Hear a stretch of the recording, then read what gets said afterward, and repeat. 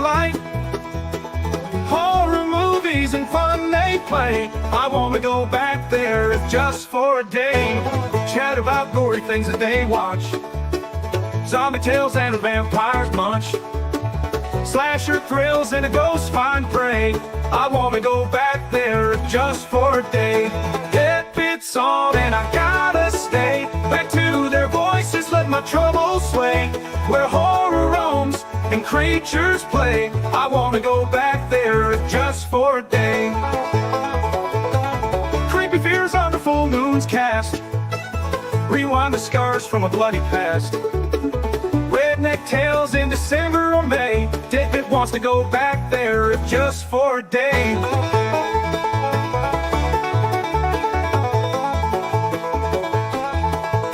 Laughter echoes through the night. Fear and fun at Appalachian Light.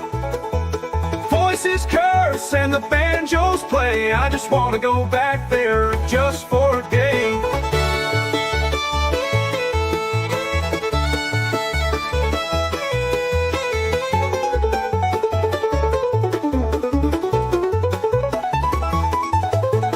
DEADPIT's on and I gotta stay. Back to their voices, let my troubles sway. Where whole shit roams and the toothless play. I want to go back there just for a day.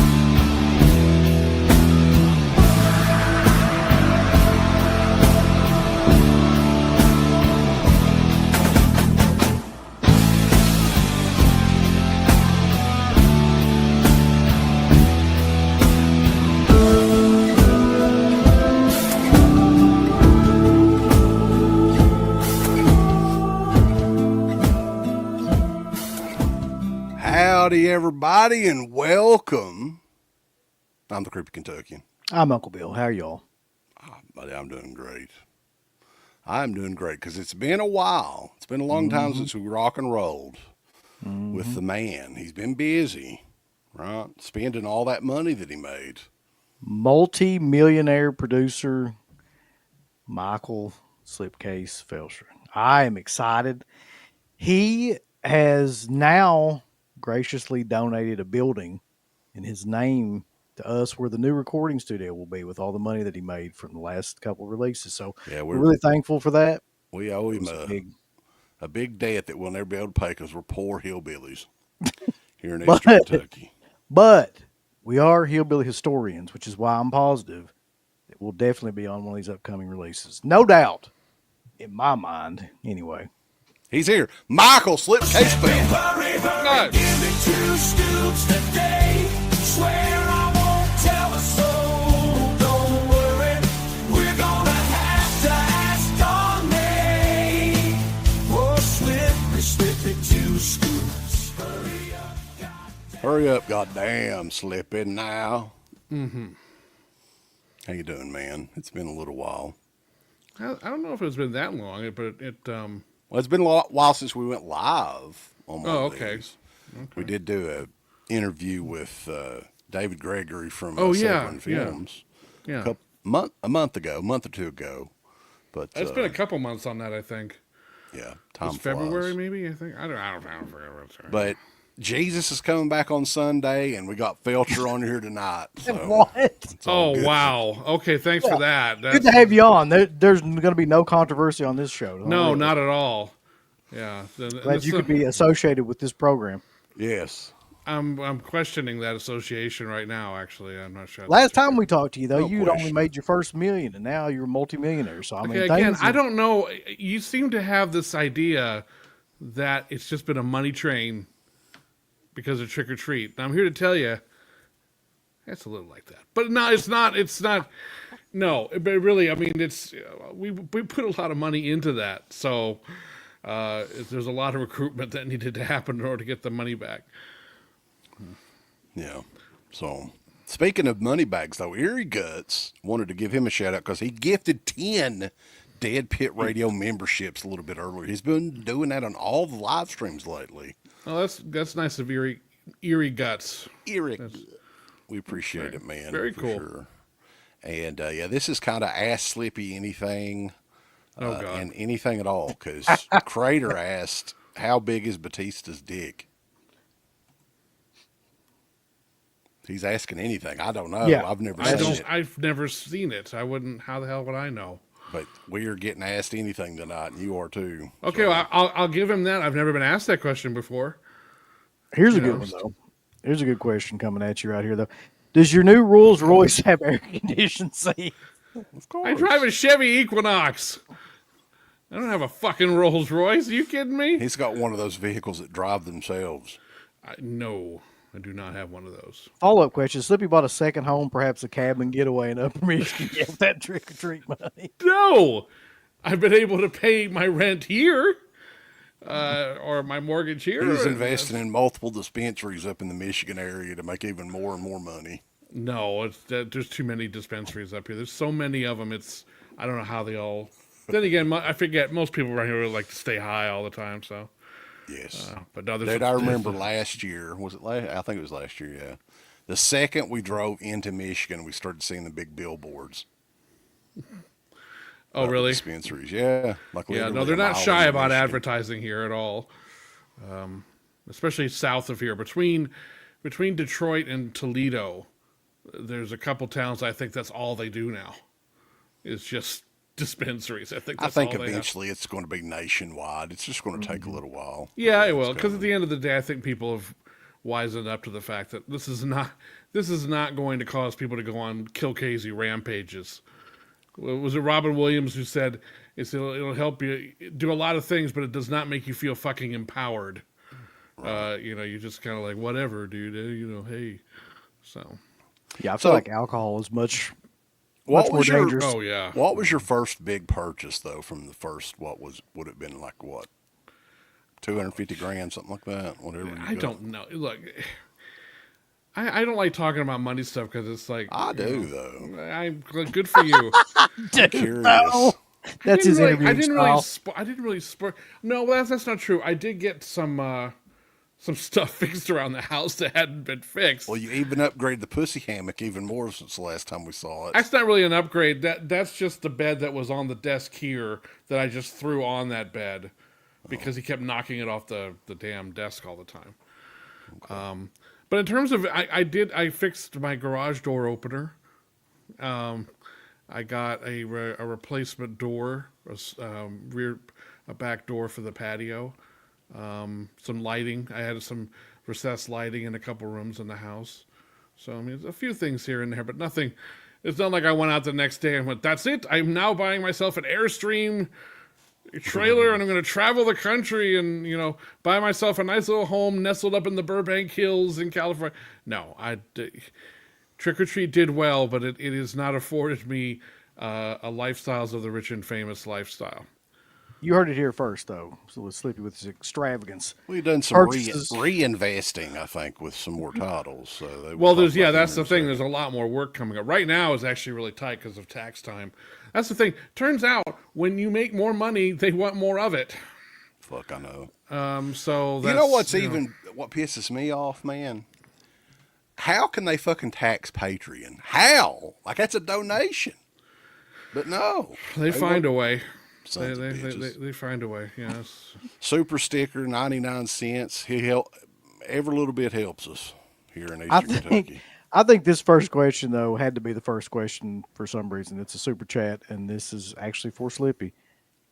Can you ask him about the Nightmare on Elm Street 4K box set? Yeah, you can ask me. I'm not working on anything with a Nightmare on Elm Street box. So Warner Brothers is doing it.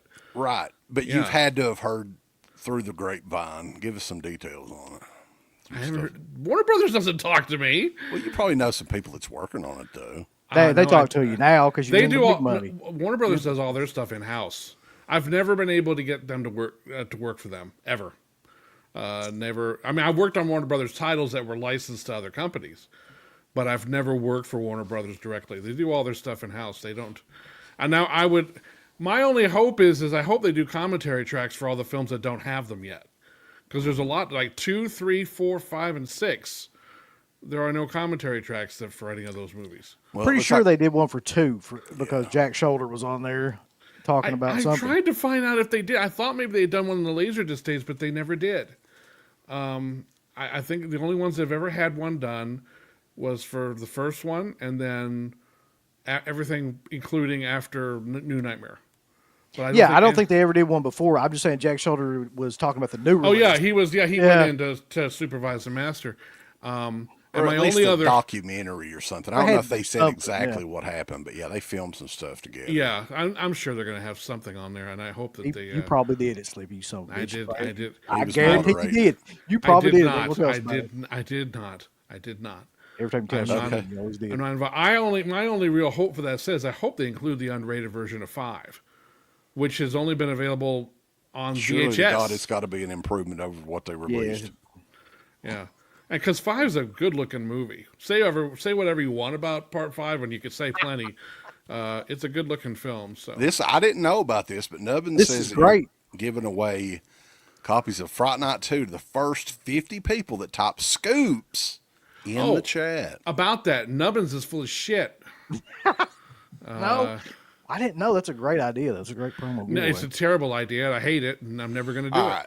So the Fright Night 2 thing, you broke the fucking internet that night. I wasn't even home. I was I was in a car, and people were messaging on Discord about Fright Night 2, and I'm like, what the fuck? What?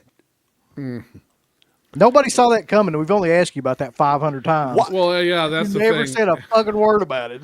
Now, what No. did you do that all these other studios couldn't do to get the damn rights to that movie? What happened with it? Without getting into a lot of detail on it, because actually I really can't. But what I will say is, it became a matter of, because I've been researching the rights on that movie for at least a decade, and the problem with that was, it was made for an independent studio that went out of business.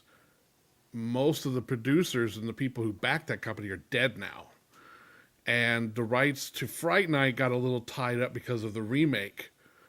And they had to get the rights, some of the rights to Fright Night 2 in order to get the remake. It was really weird. The way intellectual property rights work is just very, very bizarre. And so you had to, I mean, it was more or less every 6 months or so, I would scratch 1 or 2 people or entities off the list as to who could control it. And it was just like, all right, well, we know it's not them. We know it's not them. And I mean, this just looked like 30 or 40 lines with marks through it of people. And then eventually it came down to one of the investors, one of the people who actually backed it. And they were like, oh yeah, no, I control this little narrow window of rights on that. Because again, there's character rights, there's intellectual rights, there's sequel rights, there's remake rights. None of that has anything to do with what we were. I was just like, no, who has the goddamn home video, physical media, streaming rights for this movie?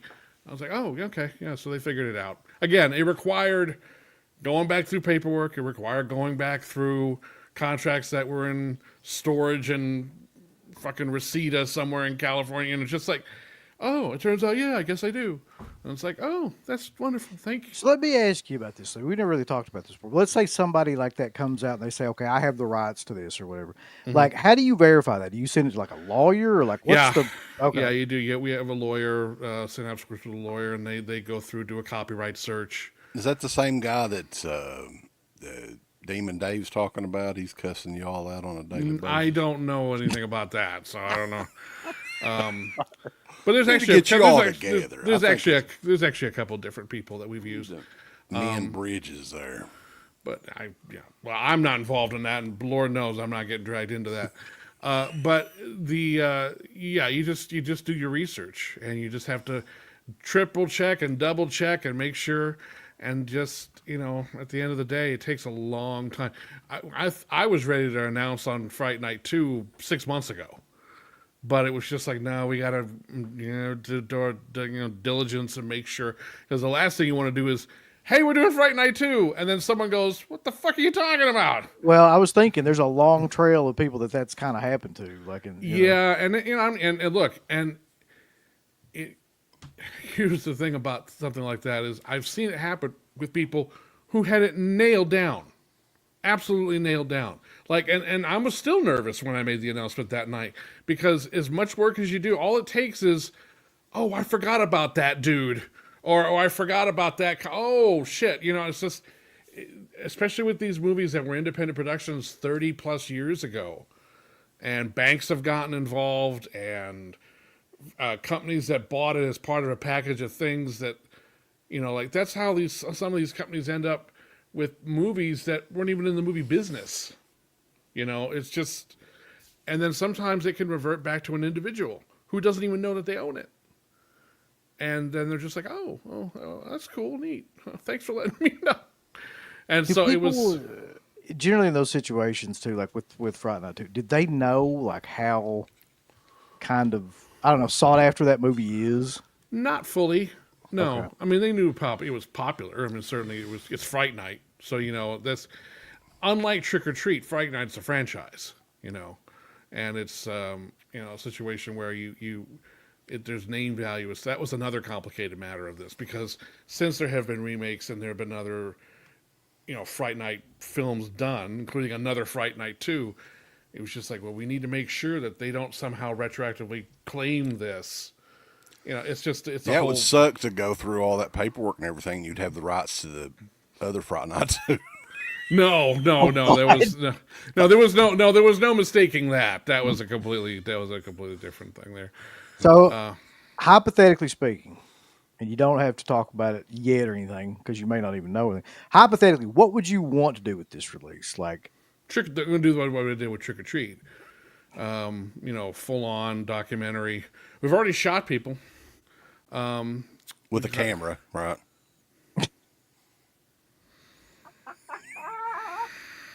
the quality of this, of our interviews, that was good. Every time I do this show, you raise the bar. There's 212 people in here. I feel like he does. He's getting better like every week. Yeah. That was another, just as there was always this rumor about Trick or Treat and the music rights, which was never true. There has been this rumor about Fright Night 2 having a connection to the Menendez brothers. I remember, yeah, this was a big thing. Now, here's the thing about that. Fright Night 2, when it came out on home video, came out on live home video. Or it was IVE at the time, but it was during that period where they were transitioning and calling themselves Live Entertainment. It did very well on home video. It didn't do shit theatrically. But the package of titles that company did, most of them were over at Live Entertainment. Fright Night 2 did very, very well. So when it came to wanting to do a Fright Night 3, there was discussions with Live about them directly backing a third movie. And so Roddy McDowall, apparently this is the story, Roddy McDowall and Tom Holland and maybe somebody else went and met with Jose Menendez, who was the chief or one of the CEOs of Live Entertainment, and had a meeting about doing Fright Night 3. And then he got murdered. So that obviously never happened. But that never had anything to do with the rights on Fright Night 2. There was a limited deal over it. The license, that license lasted, I think, 20 years, 25. I don't know how long it lasted. And then that went away. So that never had anything to do with holding up Fright Night 2. The funny Fright Night 2 story, though, that we have, and I've talked about it numerous times because I've done this with a couple of things over the years. The old Artisan DVD. Mm-hmm. I found that used at some pawn shop or something like a long time ago before anybody was like, whatever. And then the price started to grow on it like pretty quick after it went out of print. Right. So on one of those old auctions that we used to do on like Blog TV or wherever the hell it was at, I saw that thing probably 10 or 15 years ago for $80 on DVD. And I was like, oh, somebody else will come out with it. Right. I can go ahead and get some quick money and get the Blu-ray. The Blu-ray will come out here. But here we are 10, 15 years later. Yeah, and it was a shitty DVD at that because it was full frame, and this movie was shot anamorphic, so it's you're missing at least half the frame when you're watching that version of it. So we've got the transfers already done. It hasn't been color timed or anything yet. Mark Irwin, the DP, is all about participating, so he's gonna go in there and make sure it looks the way it's supposed to look. So he's all excited about that. But I've already seen the raw transfer, and it looks great. The negative was in very good condition because Lord knows it hadn't been touched in 30 plus years or whatever. Got a comment here, not really a question, from Crash. It says Slippy needs to include DEADPIT on the special features on some of his releases. I totally agree with that. Yeah. When the right one comes along, I will definitely consider it. Listen, I don't know if you know this or not, but we're horologists. We're hillbilly horror historians. So any of them is the right one. We know about all these movies. I'm sorry, did you say hillbilly horror historians? Yes, hillbilly horror historians. Well, now I definitely got to do it just so I can have that on the package. You got to. You got to. Hey, Ma, we got to buy this. It's got hillbilly horror historians on it. Listen, there's regular horror historians, but then there's hillbilly horror historians, and I feel like that's more... I'm an avid collector. I've got all the different physical media versions of 976 Evil 2, The Asshole Factor. It's one of my favorites. See, it's comments like that make me just want to hire you for everything. Because, I mean, what could go wrong, really? Right. One thing about us is that, you're not going to have any shenanigans with us. We're not going to do anything that would embarrass a person or a company. I'm sorry, have you met you? Yeah. I've watched He's your show. his own best friend. I'm sorry, isn't this the same show that said, if you want their night breeds back, I'm going to shit in the box and mail it to them? Well, everybody hates Scream Factory now, so it's fine. Nobody is loyal to those assholes anymore. Let's be honest. We were just ahead of the times, I feel like. Yeah. Well, if the right project comes along, of course I'll consider you for it. Bronson Wright Wolf with a $5 super chat. And we're going to take all questions, but the super chats come first, boys, because, got to be more like Slippy. What is your favorite Michael J. Fox film or role besides Back to the Future and Family Ties? Why would you assume those would be your favorites, Bronson? Well, I mean, they're very popular and what he's best known for. Oh, that's a good... Actually, I kind of like that question. What would it be? Because I've liked him, and he's a very likable guy, a very good actor.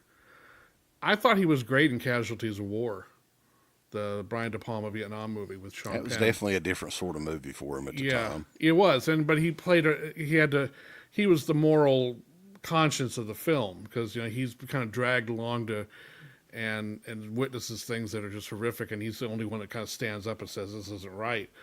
And that movie's weird because it has a Sean Penn performance in it that's by turns absolutely riveting and brilliant, and some of the most cartoonish shit I have ever seen an actor do in a movie in my life. And I can't for the life of me decide if it's a legitimately great on-the-wire performance or just one of the most hilariously over-the-top misfires of all time. Because in certain scenes, he's very sinister and subtle, and then other times, he's just like, he's like, you think you down. You buku think you down. And I'm like, what the fuck is this guy talking? I was like, what happened here? So I still cannot make up my mind about that. But I would probably say that. I would probably say Casualties of War. Although there's any number of other films he did that are very, very good. One that popped in my head, though, just because I've seen it a million times, it's not exactly great, but Doc Hollywood. That's fun. That was a fun. That one. Secret of My Success. That's another fun. He was really good in light comedy. Yeah. He had a very strong knack for that. Was he in? What was the other one he was in? Was it Bright Lights, Big City? He was in. Or Yeah, was that was more of a Yeah. drama. Teen Wolf. Wow, Teen Wolf. Oh, he's funny, Teen Wolf. He's funny. Teen Wolf. Yeah. Yeah, Teen Wolf. They were so smart with that movie. It's just like, wait till after Back to the Future comes out, then release this. And then it was like the third or fourth highest grossing movie It's of that the year. first movie that I can think of where like werewolves get women wet or whatever. Like they all Well, want a piece of the werewolf. That was the tagline. So the weirdest part about that movie is that it really was released in the only decade where you could have a werewolf come into a high school and everybody was just like, he's Yeah, cool. their reaction was kind of like, this is really cool, instead of, what the fuck? We're gonna get torn apart. No, But there's a lot of unrealistic behavior in 80s movies. Yep. A lot of shit that well as drives I- me nuts in 80s movies, and the one that always keeps coming to mind is The Goonies. The Goonies drives me batshit crazy. Oh no. I can't stand the fucking Goonies. Oh, And are you kidding me? you know what's weird about that is when that movie came out, I was 12 years old. I was the audience for that movie. I was raised on Spielberg movies, Superman. The trailer, the first teaser for The Goonies, was nothing but title treatments from all their movies with the theme music behind Yeah, I it. remember that. And then one letter from each of those title treatments comes together and says, Goonies, coming in the summer of 85. No idea what the movie's about. No fucking, all you know is it's Spielberg, Richard Donner, and the Goonies are coming in the summer of 85. And I'm like, oh, whatever the hell that is, I'm so down for it. And I go to see the movie and I'm watching it and I'm like, these kids are annoying as fuck. I want each of them to die horribly. I can't stand any of these fucking people. Why won't they shut up? I mean, it was just like, especially, and I was a big kid. I was what they called husky. But back that was They actually did call kids that type of husky. Yes, they there was did, a yeah. fucking kind of jeans. Jeans. Made in the 80s. I had called husky. Oh, I had husky jeans all the time. I'm But like, the fat kid in that one, Chunk or whatever the fuck his name was, it was so demeaning and so obnoxious. Look, buddy. I'm sorry, no. And this is where things got really out of control for me, was the end of the movie. Think about this. This is so fucking ridiculous. They go through all that shit, and they end up on the beach, and the word comes in that all the kids are safe and they're on the beach. So all the parents come from all over the town to come see their kids at the beach. Sloth is going to live with Chunk. Yeah, whatever. Well, I don't fuck whatever sloth. I don't give a shit. But they come down there and they're, oh my god, it's like, and of course the one fat kid, the parents of Chunk, hearing that their son is alive, has survived all this shit with the gangsters and what all this stuff. Stop off and get him a fucking pizza. And he's and really show- happy about it. Yeah, it's like, oh good, let me stuff my fat I love fucking you, face Mom. with. And I'm just like, you've got to be kidding. This is not how. Oh my god. So and then of course, they pull out the little silk purse or whatever, and they save some of the jewels from inside the ship. It's like, we can save the Goondocks, and the realtors are down there for whatever fucking reason, and they tear up we saved our homes, blah blah blah blah, and then they like look, and there's One-Eyed Willie's ship just sailing off into this, and it's like, wow, and they're all just like, bye One-Eyed Willie, and I'm sitting here going, could someone get a jet ski or a rowboat or a helicopter, anything? There's billions of fucking dollars on that goddamn ship, and these assholes who know all about it are just saying, and I'm like, you assholes, you could buy and sell the planet, and you're just like, it's just, I'm in the theater going, you better hope these realtors don't find out about that shit, because they're going to go out there and claim that for their own, because it's not like that ship's moving at 1,000,000 miles an hour. It's just like, it's like, get the fucking money! listen, despite all that, though, you have to admit that Anne Ramsey gives a performance for the ages. No, she doesn't. Yes, she does. She just basically... Yeah, everybody in that movie is loud, and just the only way that movie would work for me is if every one of the challenges, one of the kids died. That would have worked for me. And then at the end, it's just the two brothers, and like the older brother drowns. And then they get to the beach, and then they get to the beach, and only Sean Astin is left. And it's like, but all that money was on the ship, and oh no, I thought I put some in this little purse. I don't have anything. Well, you lose your home, kid, and they end up in the streets and just miserable. Like, why, One-Eyed Willie? Why? Credits. That would have been a movie I could get behind. But Let me ask you a question though, since you hate this movie so much. It's still better than Survival of the Dead. Why are you comparing it to Survival of the Dead? What's wrong with you? What the fuck? You're just came out of nowhere. You're a horologist asshole.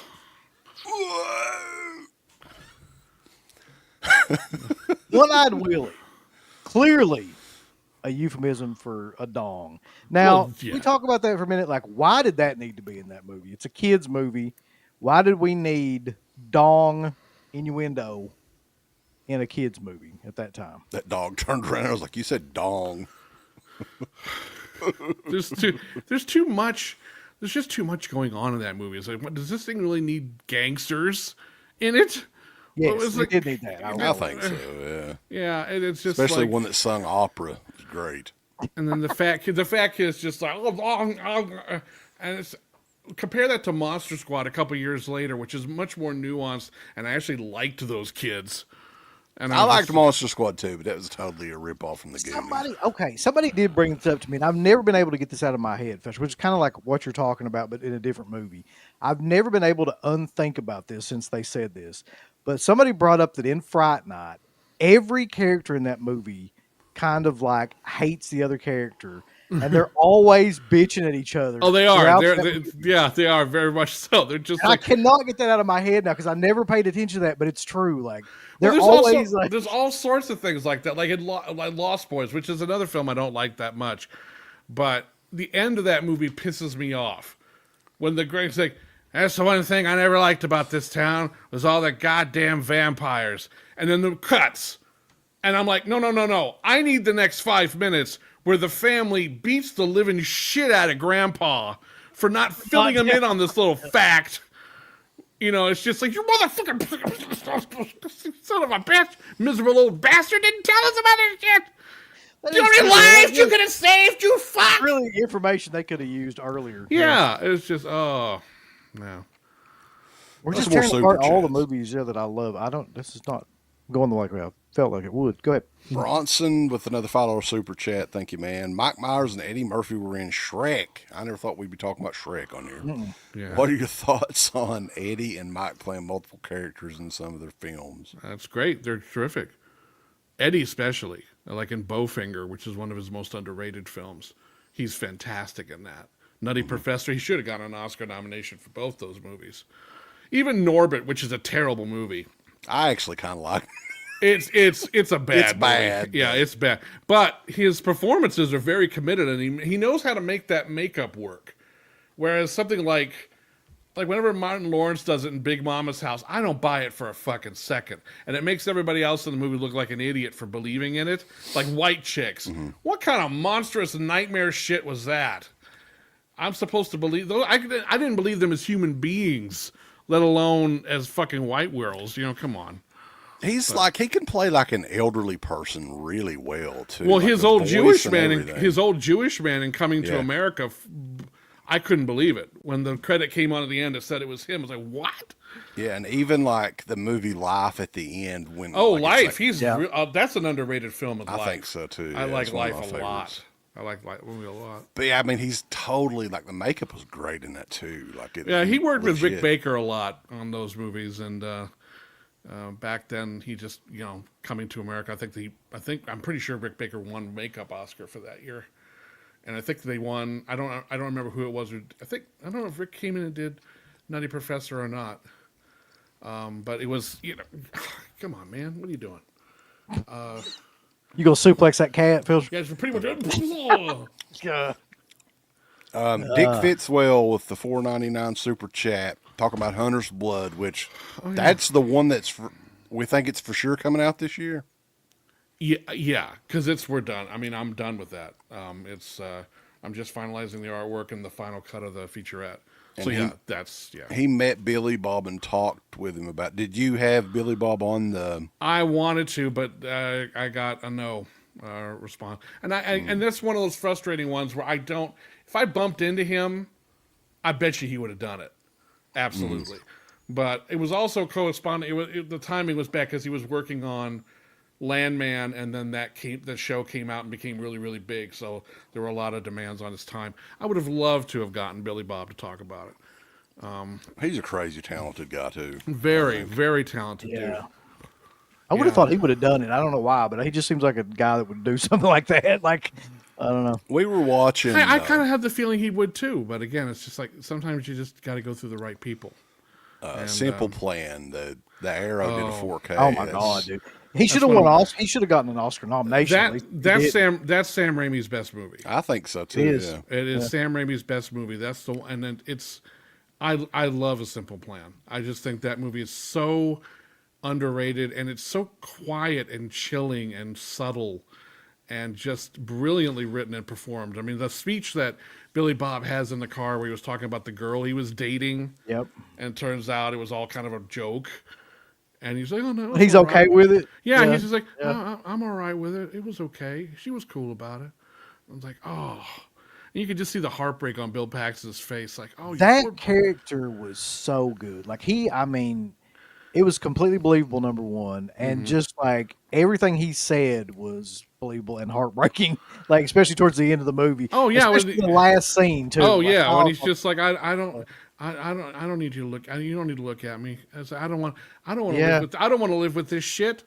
Yep. Going to every day, 7 beers, drinking. I don't want to do it. I can't. It's just like, oh man, that's a great movie about how just shit spirals out of control, and the more you try to control it, and the more you try to put a tourniquet on it, it just doesn't work.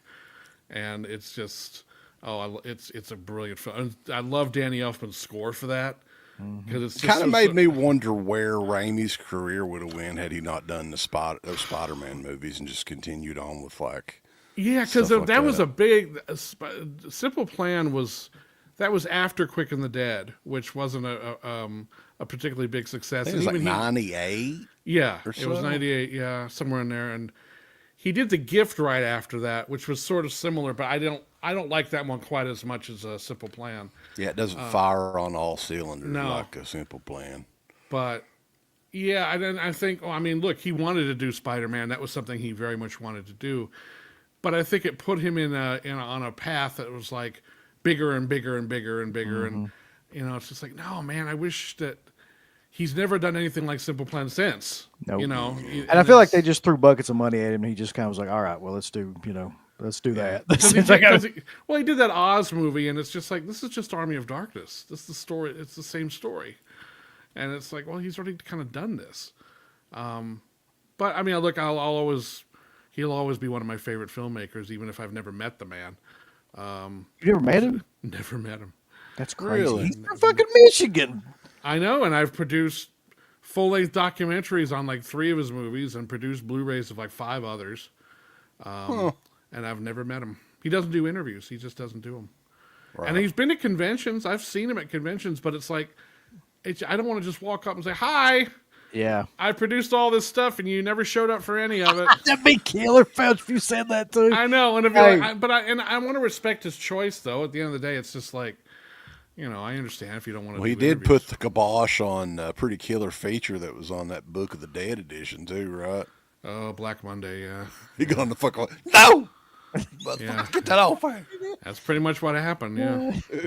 You should ask him about that. Go up to him at a convention and be like, hey, I was working, Frank. Hey, buddy. Thanks for fucking up our week. Ryan Atkins, boss. He wants to know which release you're most excited about, and any of these going to be possibly in a box set, which Prom Night box set. Let's talk about it. It's coming. I don't know about that because we're not going to hold up the whole show to release all of them at once. So it may be a situation where we release, release them all and then release a special box you can put it in if you want, that may be one option. I don't know. But Also, that's a weird box set for something about those movies are so not really connected to each other. Or not. That's what I was thinking. You Like, know, it's it's the first one that has nothing to do with any of the. Yeah, it's just. I mean, Mary Lou technically features into 2 and Here's- 3, but I mean, if you're thinking about the money aspect, which I know you are, right? So you've got hardcore fans of the first movie that are definitely going to buy it, regardless. right. So it's exclusive to that box set. People for part 2 are doing backflips in their own shit and excitement to finally get that one on 4K or Blu-ray or whatever it's going to be, right? Make that an exclusive to the box set and just release individually 3 and 4. Yeah, that'll piss everybody off. That's just that's a surefire method. It's like to go out of your way and just piss everybody off. Everybody will buy the box set. Yeah, and I'll get hate mail like you won't fucking believe. Who cares? I care. Fuck them over. Okay, You River can Tom. wipe away your tears with $100 bills. That's right. When I are don't we know getting what near I dark? don't know. I really don't know what Scrooge McDuck world you think I live in over here, where I'm just nosediving into my gold coins and doing backstrokes. That's why you was late. You was sweeping away the $100 bills off the floor, so Yeah. we wouldn't see them on camera. Because I don't have any toilet paper. Let me just wipe my ass with $100 bills. I don't care shit. Wee. I'm a goddamn horrorologist. No, Hillbilly horror. hillbilly horror historians. Horrors, whatever. Near Dark, though, man. What the hell? Did somebody announce they were working on Near Dark? Years ago, Studio Canal said they were doing it, but there's some problem with accessing the negative, and I don't know what it is. I wish I knew. That's one of my all-time favorite movies, and it was a big deal for us at Anchor Bay when we did it back 20 years That's still ago. really the definitive version of that. I mean, they did a Blu-ray of it, but it's It's the same master. It's the same exact one we Yeah. did back in 2002. That's the vanilla horror editions, what I call those. Status of Black Christmas 2006. This was an interesting one, right? Because Yeah, well, that one, Black Christmas, which is actually, it's funny. My friend Chris McGibbon talks to me a lot about this one. We actually did a show. We did an interview with Glenn Morgan, who directed that one, and it's actually a much better film than I think most people give it credit for. It's because it was compromised. It was a Weinstein thing, so you can imagine what happened there. And yeah, but it's. That one is with Lionsgate. They own the latter era Weinstein Dimension titles, which that's one of them. So there's a possibility of that being reissued at some point, I would think. maybe a Vestron. That'd Maybe. fit in the Vestron line a little Yeah, I bit. think so. I think it would fit. But there's a lot you'd have to do because there's like 3 different versions of that movie, and You got to do all 3. Well, with that movie too, the ending is what kills me. Well, the multiple endings. It's like yeah. once it gets to the hospital and then it goes on for like another 20 minutes, you're just kind of like, Jesus Christ! Like they It's clearly beautifully know. made, though. It is well. I like the. It's a Yeah. gorgeous shot. looking movie. I mean, And I got love the a lot of colors and the good-looking girls in it and stuff too. So yeah. a lot of nice stuff to look at. All right, Slippy. I don't know anything about this, but maybe you do. Any word on the original cut of Hello, Mary Lou? If you can't say that, what's your holy grail in terms of missing movie footage? Well, that he's referring to the original cut of the film, which was still called Haunting of Hamilton High, before they decided to do some reshoots and turn it essentially into a prom night movie. That version apparently does exist. Someone does have a tape of it, and we're trying to figure out how to get a hold of it. Whether that will actually happen or not, I don't know. But Give us an going to try. address. We can We'll get a get hold of it for you. Yeah. We'll But just we tell are- them we're hillbilly horror historians, and they'll give it to us. Yeah, no, that'll move the needle on that We'll one. go pick up somebody from Letcher County to scare the shit out of them and make them. Give me that goddamn tape. Where's the tape at, motherfucker? Give me $20. No, you know what you could do too, because like, even if it's on a videotape or whatever, just release a DVD of that as like a limited edition. That would be one option. Yeah, but that's again if we can actually get a hold of it. God help me, they didn't use any temp music. Like, oh yeah, we got music from fucking Godfather in there, and but I don't know how far along that first version was. Was it fully mixed and finished and scored and all that before they decided to do the reshoots on it? I don't know. But we're aware. Let's just say we're very aware of it. and we're following up leads on it. So this one's for Uncle Bill. Has Victor Salva messaged your video? What does he mean by that? I don't know what the hell that means, but no. it doesn't sound like good news, whatever it is. No. Slippy, did you know that back in the day, Uncle Bill, I think he was barely Here you legal. go. Victor Salva sent him a toy in the mail. I'm sorry, what? Victor Salva sent Uncle Bill in the mail a toy. Just out of the blue, or did you ask for it? No. So this was back when I was like writing, for autographs and things like that. He wrote you for an autograph, didn't he, back in the day? You remember that? No. And then like he just sent a bunch of stuff, and one of the things happened to be a Jeepers Creepers 2 Toy. figure. Toy. So he sent that to me. He was trying to groom Uncle Bill. back in the day. Bronson, question is for Michael. Do you know if there are any deleted scenes from Trick or Treat 86 well, I'm guessing he would know, besides the barbarian scene. There were a couple things, yes. And one of them was covered in the documentary, which was this long tracking shot that would have followed Ragman as he left the house and went to school in the opening of the movie. They filmed it. It was like this whole big long, I don't know if it was one shot, but it was like one long continuous bit that they ended up cutting that just for pacing reasons. And then there was something else where he's in front of a crowd at the school doing something. There's a still of it out there you can find, but I don't know where that would have been in the movie. Presumably, it would have been somewhere in the middle of the film. It wasn't from the finale. But there were a few things here and there that were cut. Other than that, I don't think there was anything else too major trimmed from the movie. But there were a couple other things. Here's the super chat, and I totally agree with this. Mr. Moneybags here hates Goonies and Hillbillies. Wow. It's a shame. I don't hate hillbillies. Oh, I mean, I've never said I hate hillbillies. When did I ever say that? How dare you? Yes. You heard it here first. Michael Slipcase Felsher hates Appalachia. That's a shame, isn't it? Yep. Bronson said that he always liked Michael J. Fox as Stuart Little. We were talking about Stuart Little the Sure. other day. Yeah. Sure. Going to get Stuart Little in 4 cables, and Phantasm is not out in 4K. But goddamn it, Stuart Little, it's coming. Well, that's all up to Don Coscarelli, when and how that happens. So that's all his domain. Listen, there is a sweet ton. talking. There's a ton of people in this chat right now, so I'm this going through all these. 285 people, so we appreciate everybody. I was going to take a minute to get to. Big money.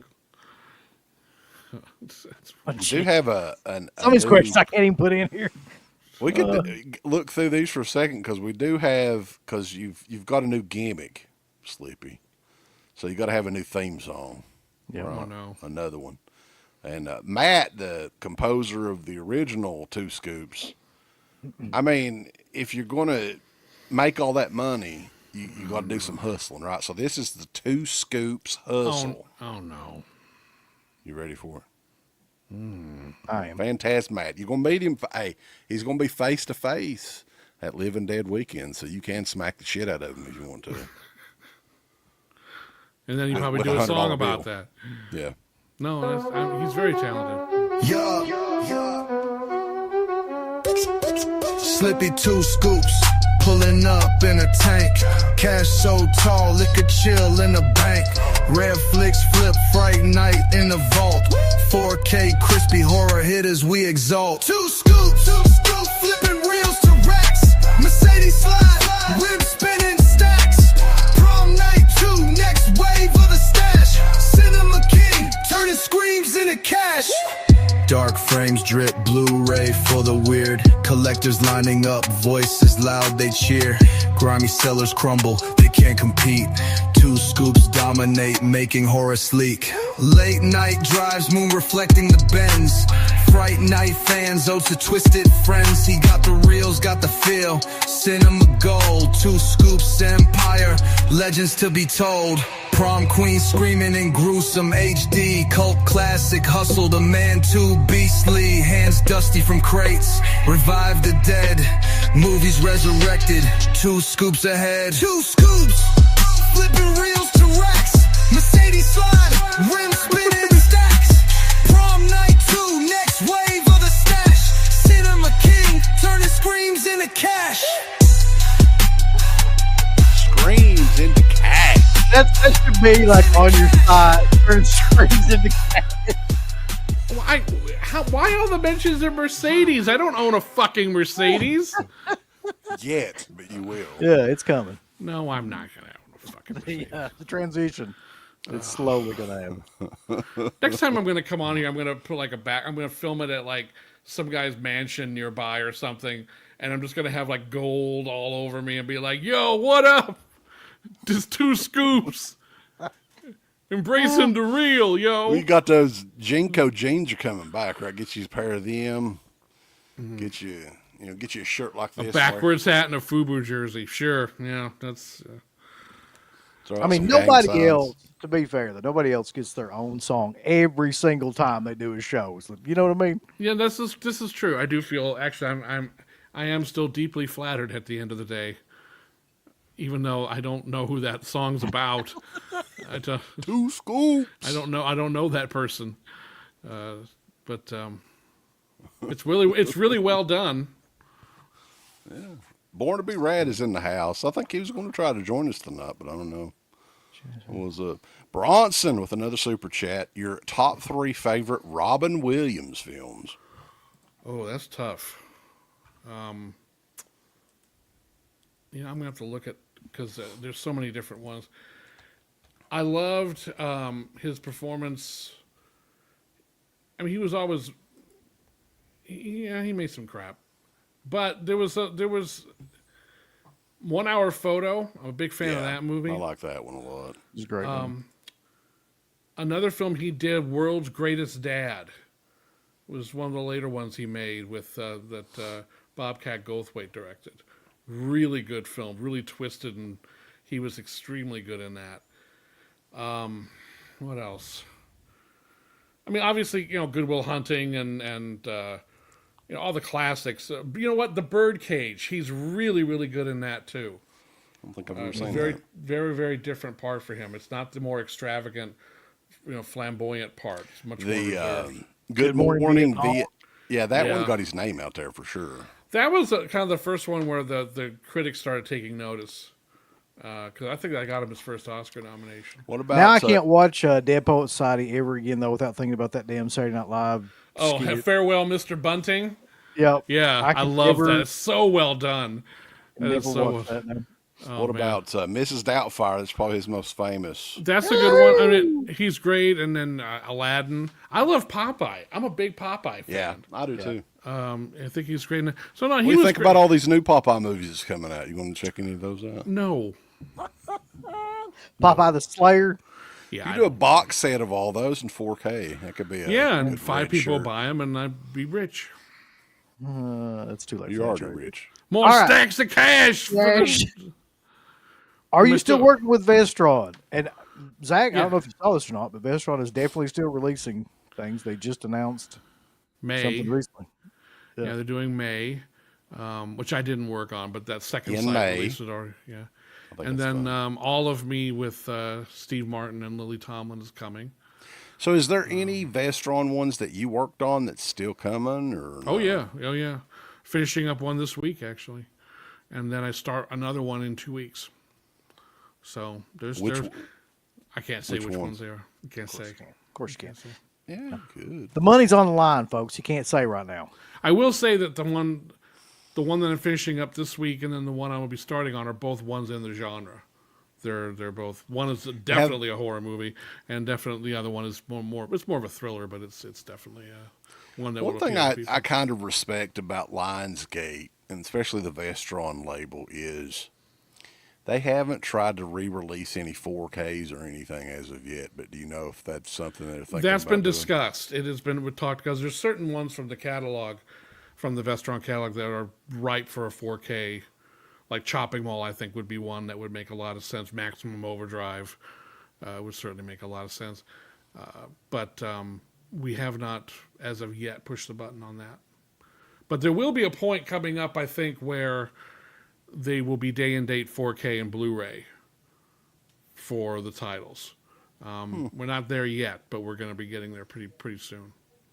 We haven't talked about this in a little while. The Romero podcast that you recorded a few years ago. Oh yeah, not much has happened with that. I still have it all. It's still all right here, but it's just been so busy. There just hasn't been much of a time to focus on it. But something will happen with it eventually. Absolutely. Speaking of that, though, real quick, more of a comment than anything, but I thought this is pretty cool. Michael, thank you for all your amazing work you did with Romero. Well, yeah, and Night 90. There's the Night 90 4K, which is coming soon. So I can't say more about that, but that's finally coming out this year. So Jeff has got another one, $6.66 I see what he did there. on Easter weekend. Slippy, any chance of doing a 4K deluxe packaging of Children Shouldn't Play with Dead Things? Happy holidays, CKUB and Michael and everyone in the chat. Maybe. I'm not working on that right now, but I've heard some rumblings of a restoration. There's already a 4K of that out, though, right? Well, VCI did one, but there's a possibility of another one happening, but I'm not directly involved with it. But I can say that there are plans to do a more thorough restoration of that title at some point.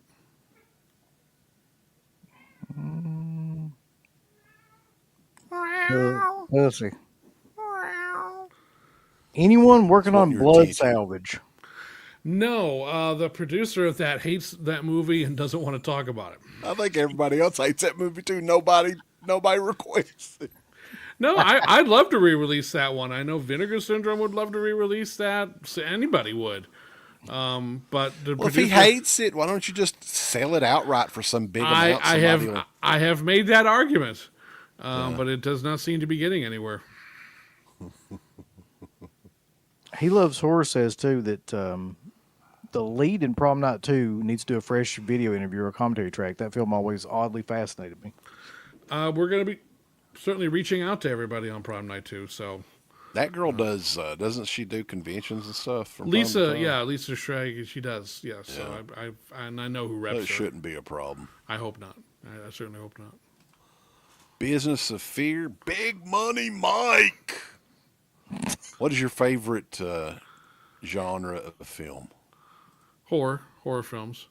Always has been, even since I was a kid. But I love all film genres.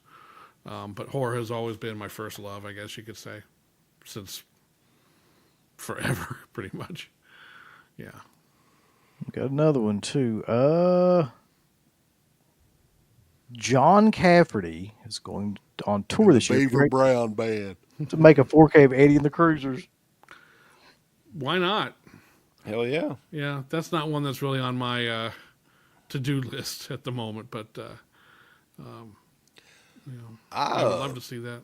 I'm a big fan of that soundtrack too. Like The soundtrack is better than the film. I think the original Eddie and the Cruisers is a decent film, but the soundtrack is so good that it's like you don't really need to watch the movie, to be honest. And then even the music from Eddie Lives is good, but the second one is not a good film.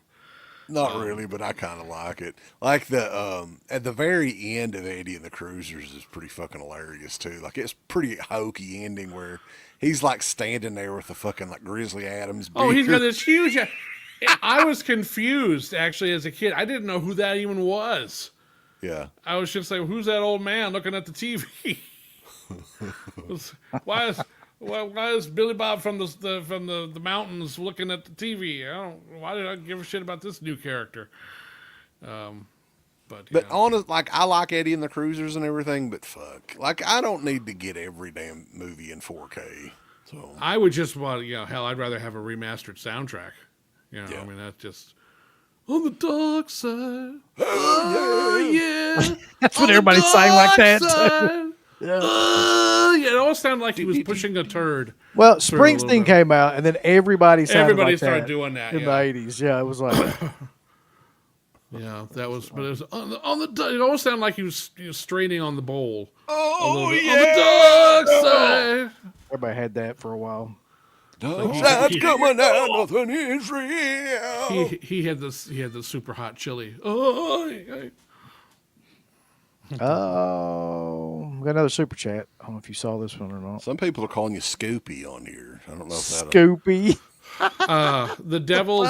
That's Warner Brothers. God only knows if they'll ever let anyone do it, if they'll ever do it. And the Carnosaur trilogy, I don't know. I believe Shout Factory owns that as part of the Corman catalog, but I don't know why they've not done them. There must be a reason. Didn't they announce another Full Moon set coming from who's it, Umbrella that does those? Yep. Oh, is Umbrella doing another full moon Big set? box set of that. Yeah. Cool. Which that's not my sort of thing, but I mean, people, if they're down for it, go for it. Oh, yeah. I think the Devils would be one that, like, especially the uncut version of that. That feels like something they would give Criterion. Right. You know, I would, and I I mean, know they've asked. Every company's asked. There's offensive shit in it, but come on, man. It's kind of overrated for offensiveness, really. Well, at this point, yeah. it's like everyone knows. You know, it's not like I guess. For some reason, I think they've allowed the stigma and the controversy to build up to such a degree that it's like they're afraid to touch it because at this point, no company wants to wade into bad press. But for me, it's just like, who cares? I mean, really, at this point, is this, with everything that's going on right now, is this really going to be the thing that's going to put... Well, especially the same company that kept re-releasing Twilight Zone, the movie, right? It's the same damn company. Yeah. Although you never see that one promoted too much. No, they haven't re-released it in a while, but it was on Blu-ray and yeah, DVD. They've always done very perfunctory releases of that movie. They keep it in print, and that's all they ever do. There's never been a big anniversary special edition with special audio commentary. I have it on VHS. That's the only format I have it on, I think. Yeah. They could do commentary on all the other episodes, but the first one would be very hard to do that for. I don't get that, but it is what it is, I guess. I don't know why they even left that episode. They could have easily taken that episode out and released it that way. I think there was a movement by some people that's like, well, we want to preserve Vic Morrow's last performance because it was largely finished, and they were just like, you kind of damned if you do, damned if you don't, you know. And so maybe it was, I don't know. It's in the maelstrom of trying to deal with something like that. I can see how, like, it happened on Poltergeist 3 when Heather O'Rourke died. The Gary Sherman, the producer, none of the people actually involved with the making of that movie wanted to finish the movie. They were just like, don't even bother. Speaking of Poltergeist, though, because we were talking about this, I think I was talking about it last week. Have you ever heard the story about the Super Bowl poster that's from 1988 in the original Poltergeist? That predicts Carol Ann's death or whatever, because she died like the day after the Super Bowl in 1988. Oh, no, I've never heard of that. So I did a little bit of digging on that, because I'm like, what the fuck? That makes no sense, right? Yeah, right. So the only reasonable explanation that I saw on it, and it kind of makes sense, but it's still kind of bizarre. It was the little boy's room, Oliver, whatever the fuck his name Oliver was. Robbins, yeah. Yeah. Or And Robbie.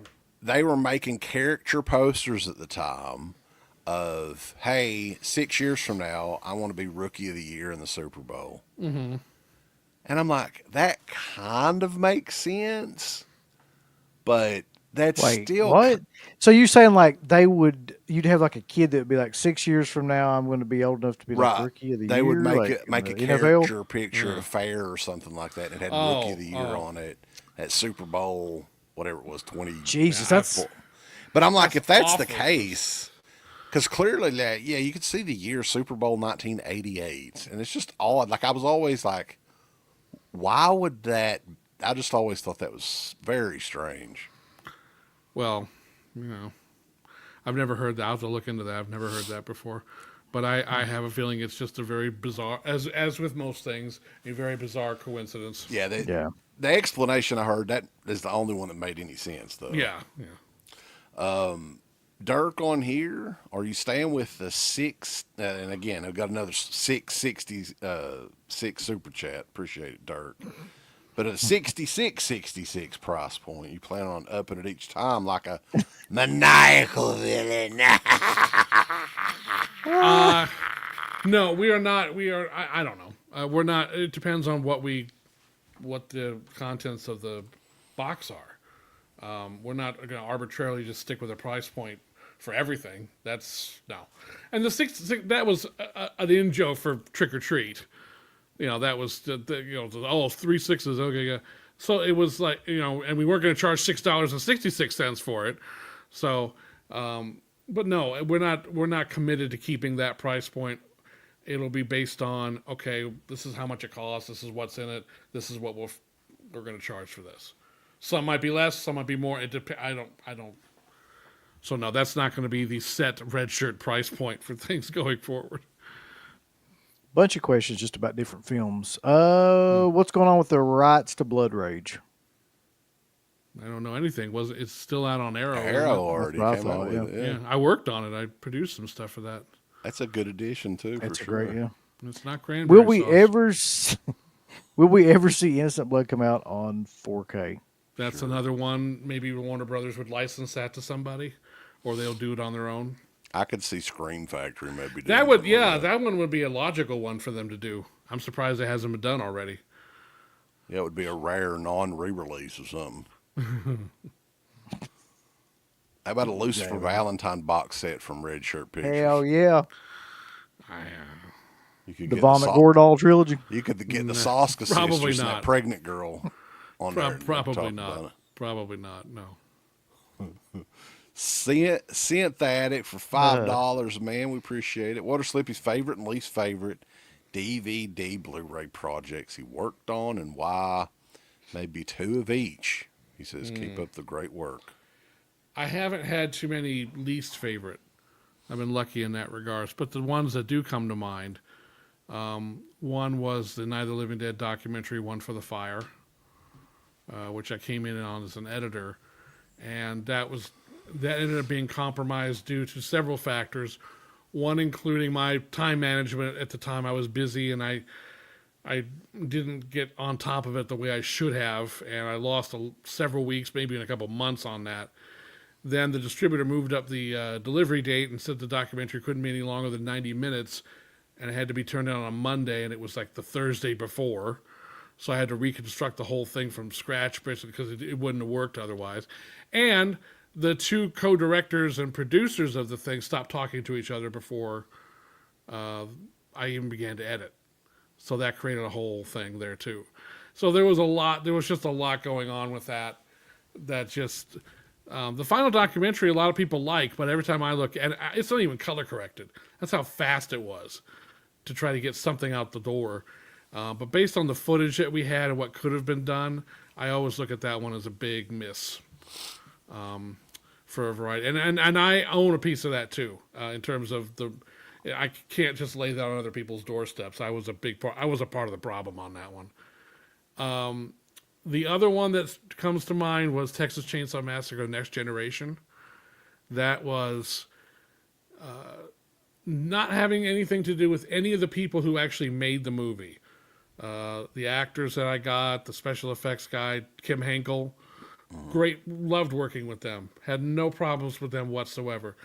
But it was the people who own that movie for the United States are still operating in scare mode over McConaughey and Zellweger's people being terrified that this movie is going to tank the careers of these people. Because when this movie first came out, it was delayed for a couple of years.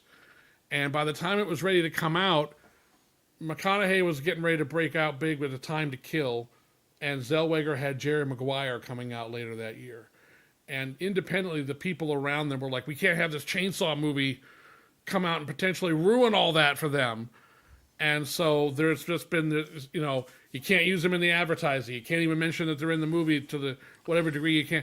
and that affected this release. There were so many things I wanted to include I couldn't include because it would have involved using their images or likenesses. I don't think I ever asked you about this because I think Orbit got a hold of some of these videotapes.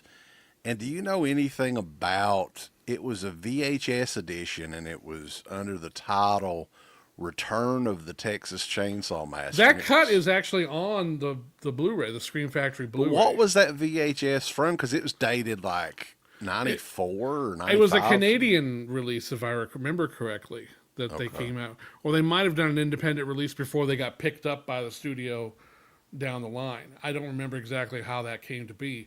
And then they renamed the movie and recut But it almost seems like Orbit or whoever originally got it, like all of them was in this warehouse because I had never heard of it before. And then they started selling them. I was like, what in the fuck is this? So I got one. Yeah. And there's not a whole lot of information about it. So I wondered how many of them actually got out back in the day. I don't know about any of that, but there was a guy who was on set who did a documentary about the making of the movie that was shot while the movie was being made. He's got couldn't use it because Renee. It was on YouTube, or it was, I think. Oh, it's a terrific doc, but couldn't use it because Renee and Matthew are in it. And here's the thing. I don't believe for a second that any of that was coming from Matthew McConaughey or Renee Zellweger himself. Because you can find them talking about the movie on interviews. It's come up many times, and they're happy to discuss it. They're both like, yeah, we were young. We were living in Austin. It was a chance to do a lead role in a movie. We were thrilled to do this. They have very fond memories. I mean, they remember, it was hot and it was uncomfortable to make, but, we had a good time, and and at the end, and they're both very good in the movie. So maybe I could kind of understand a little bit the attitude back then, but now, who gives a shit? I mean, it was that's true. It's like they've both won Oscars. They've made their bones. They're doing fine. Having this movie come out is not going to affect their careers one way or the other. And I hate to break it to their people. They've both done way worse movies than Texas Chainsaw Massacre: The Next Generation. Did you see The Dark Tower? No. Oh my God! I don't ever. Those last couple Bridget Jones movies were not corkers. Believe me. Nobody needs to do another one. Yeah, but it was. So that was an unpleasant one because it got dragged out and I got It was so absurd. One of the actors was talking about a scene he had in a car with one of the other actresses, and in the back seat of the car is Renee Zellweger, not saying anything, having anything to do with the scene. And I needed to use clips to illustrate what this guy was talking about. But I couldn't do it because Renee was in so I had to black her out of the shot. It's just killer thing. It was so stupid. So yeah, that one was really frustrating. It was exceptionally frustrating to be dealing with just bullshit that had nothing to do with anything. So that one I always remember as being just a kind of a kick in the teeth. But again, it had nothing to do. And the funniest thing about that whole experience was Kim Henkel agreed to do a commentary for it. And I was thrilled. I was like, oh, great. And he lives down in Austin, and I had a facility down in Austin to record commentaries that I'd used like 5 or 6 times. Well, they had gone out of business by the time Next Generation rolled around. So I was trying to find another recording studio. I went through like 5 different places. Nothing available, nothing, no, they're not open. Finally found a guy who ran a recording studio, was also a sound recordist and a recording engineer. I explained to him what I wanted to do. I never told him what the movie was. I just said, we're going to have the director of the movie in. He's going to do the commentary. I said, oh, yeah, we can do that. What's the name of the movie? And I said, it's Texas Chainsaw Massacre: The Next Generation. And there's this long pause. And I'm like, uh-oh. And he goes, are you serious? I'm like, yes. He said, I did the sound mix on that movie. He was a member of the crew. So it was just like, oh my God, of all the people I could have chosen. So it's like, hell yeah, bring that one here. So that it was like, out of all the people I could have found, I found the one guy who did the sound mix for the fucking movie. And that was completely accidental. I had no idea, so that was, yeah. So that one was probably, but in terms of best, God, take your pick.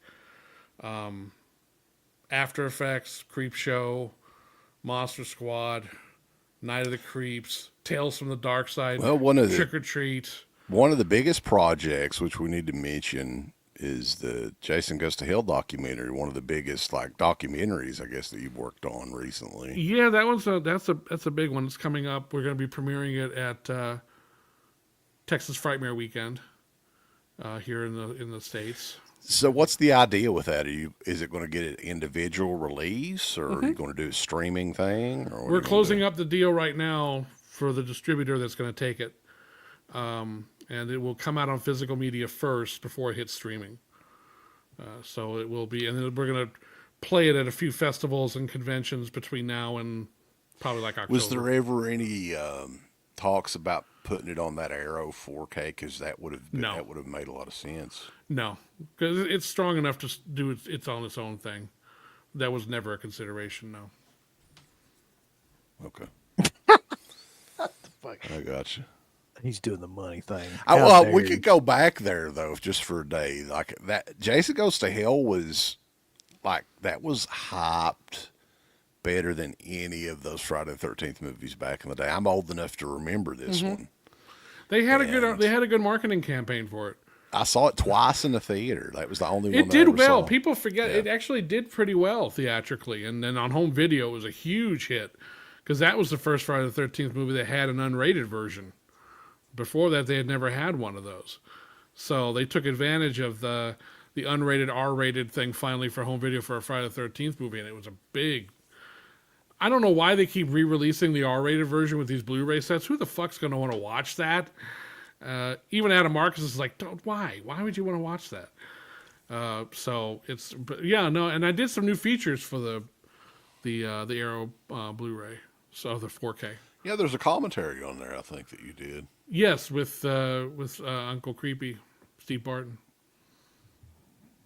A true film historian, if there ever was one. He's not a hillbilly. Well, yeah, no, he's got that going for him. He's not a hillbilly horror historian, nor is he a horologist, but, you know. No, Steve's a great friend. I love him to death, and we were looking for an excuse to work on something together, and he suggested that because he's always been a big fan of that movie and Jason X too. So we did one for Jason X as well. Yeah, I'm not that big of a fan of Jason X, but Jason Goes to Hell I like. I've got to ask this because this is a bunch of questions rolled into one, but I'm curious too. Do you have any idea on some of the Corey Haim movies? Fast Getaway, Dream Machine, Demolition High, Prayer of the Roller Boys? No, and no. Shit. They're all owned by a bunch of different companies, and I don't think any of those are high priorities for restoration. Although I would love to do any of those, really. Boys, come on. Vinegar Syndrome. Which probably means he's doing at least two of them right now. Those would be huge for a company like Vinegar Syndrome right If you now. could do a Corey Haim box set, like get the two Fast Getaways, Demolition High and Demolition University, Prayer of the Roller Boys, Dream Machine, all those, man. Blown Away, get Blown Away in there. I like the Vinegar Syndrome guys and everything, and they do a great job at remastering stuff, but damn, they have had an awful last 6 months or so, in my opinion. Like, as far as stuff that I actually want to see, right? So any of these, I think, would be huge. Like Prayer of the Roller Boys in 4K, man. I'd be all over that. I don't know about Prayer of the Roller. I don't know who owns that one. Again, I've seen those floating around on a few catalog lists. But like, I think Fast Getaway 1 is owned by one company, and then the sequel's owned by someone completely different. So it's just like, ugh.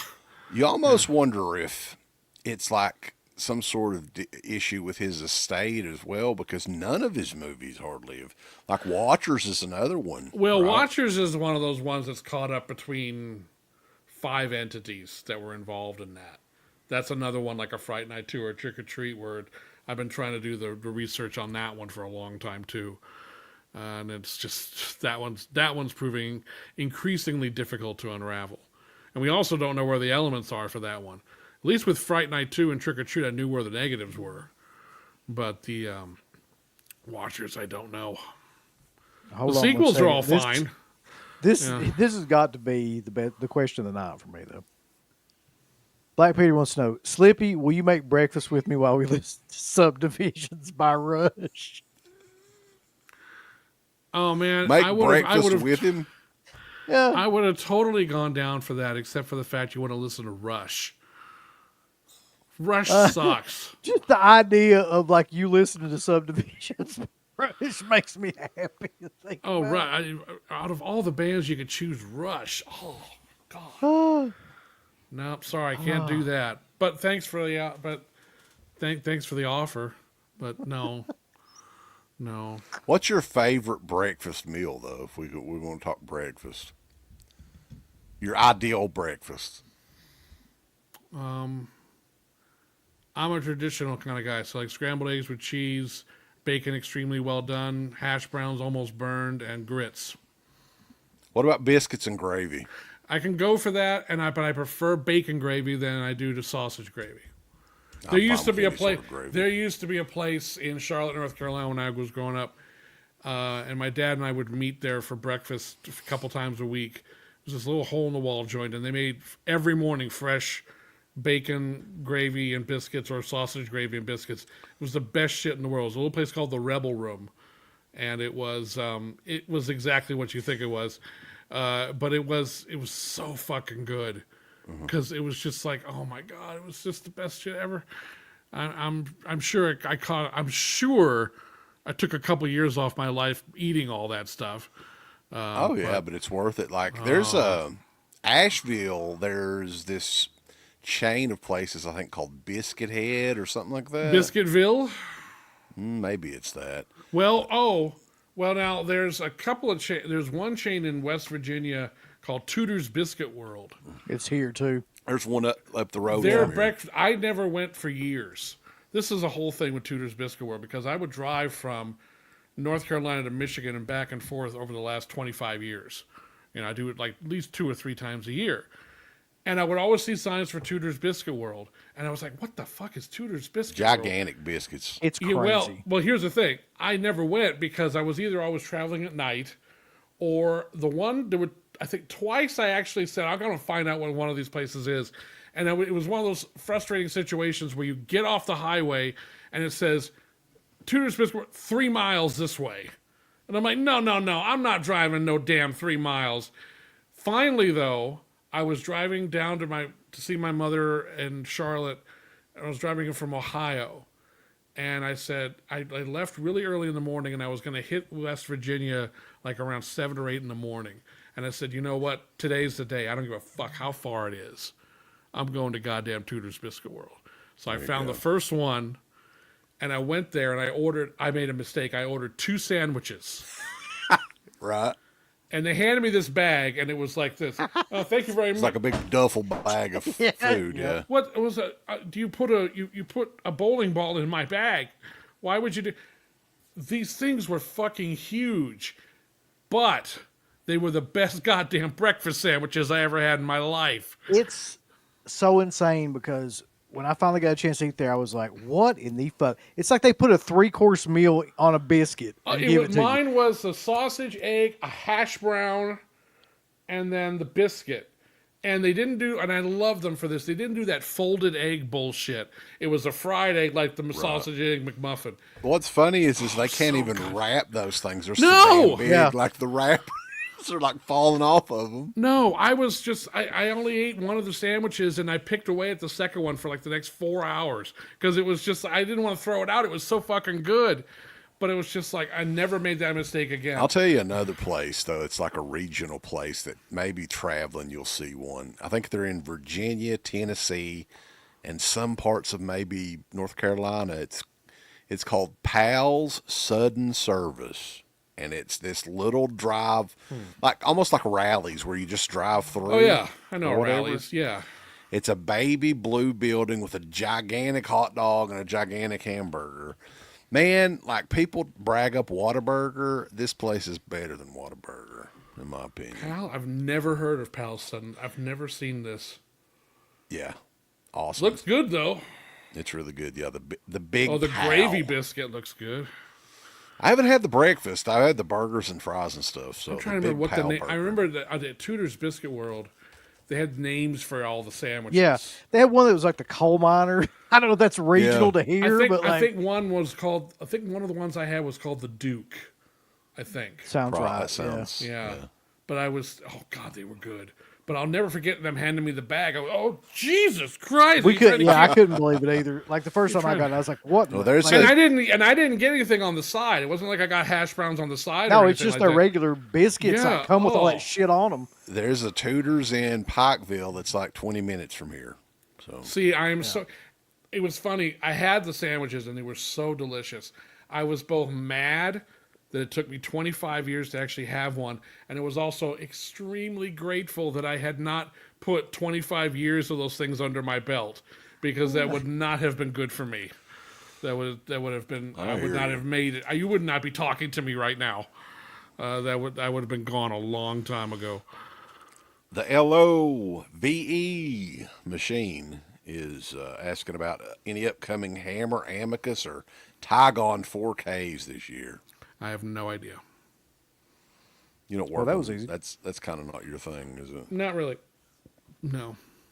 Thoughts on Roar from 1981, the movie with the lions? The funny thing about that movie is it's nuts to hear the stories of how it was made. Yeah. Because it's real lions and people really got hurt and mauled and shit. And there is a value in watching it to see some of that stuff. The movie isn't nearly as interesting as the stories about the making of it. I don't know. It doesn't. It's kind of dull compared to what you've heard about how it must have been to put that thing together. It's decent, but it's not one of my favorite cult movies. But a documentary about the making of how that thing came together would be fascinating. And maybe they've done that. I don't know. I've got to ask this question real quick. I mean, I'm not asking it, but I'm curious what the answer is. What did you hear internally after the Dead Pit Boys encouraged everyone to shit in their Nightbreed Blu-rays in the box? I guess I can talk about this now. Yeah, what does it matter People have now? left at this point. Who The cares? people, the people that were the ones that they're not there anymore anyway. This is bound to be amazing. The person one of the people I was dealing with over there, I won't say his name, but he was the one that kind of he was really in charge of a lot of the marketing for Scream Factory. And he saw that thing that happened. He was fully aware. And he was just like, I have never been so offended.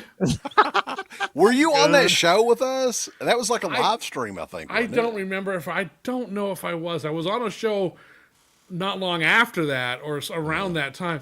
But he was like, I've never been so offended. How could they say it? Oh my God.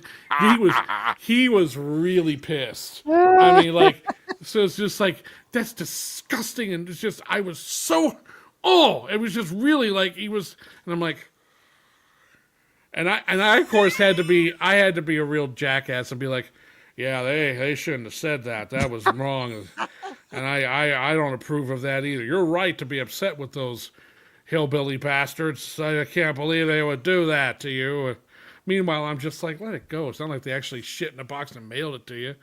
We should have, in hindsight. Yeah. But no, he was pissed. He was extremely upset over it. And it just, there were a couple times I remember on the phone call where I was just like, I was like, I mean, come on.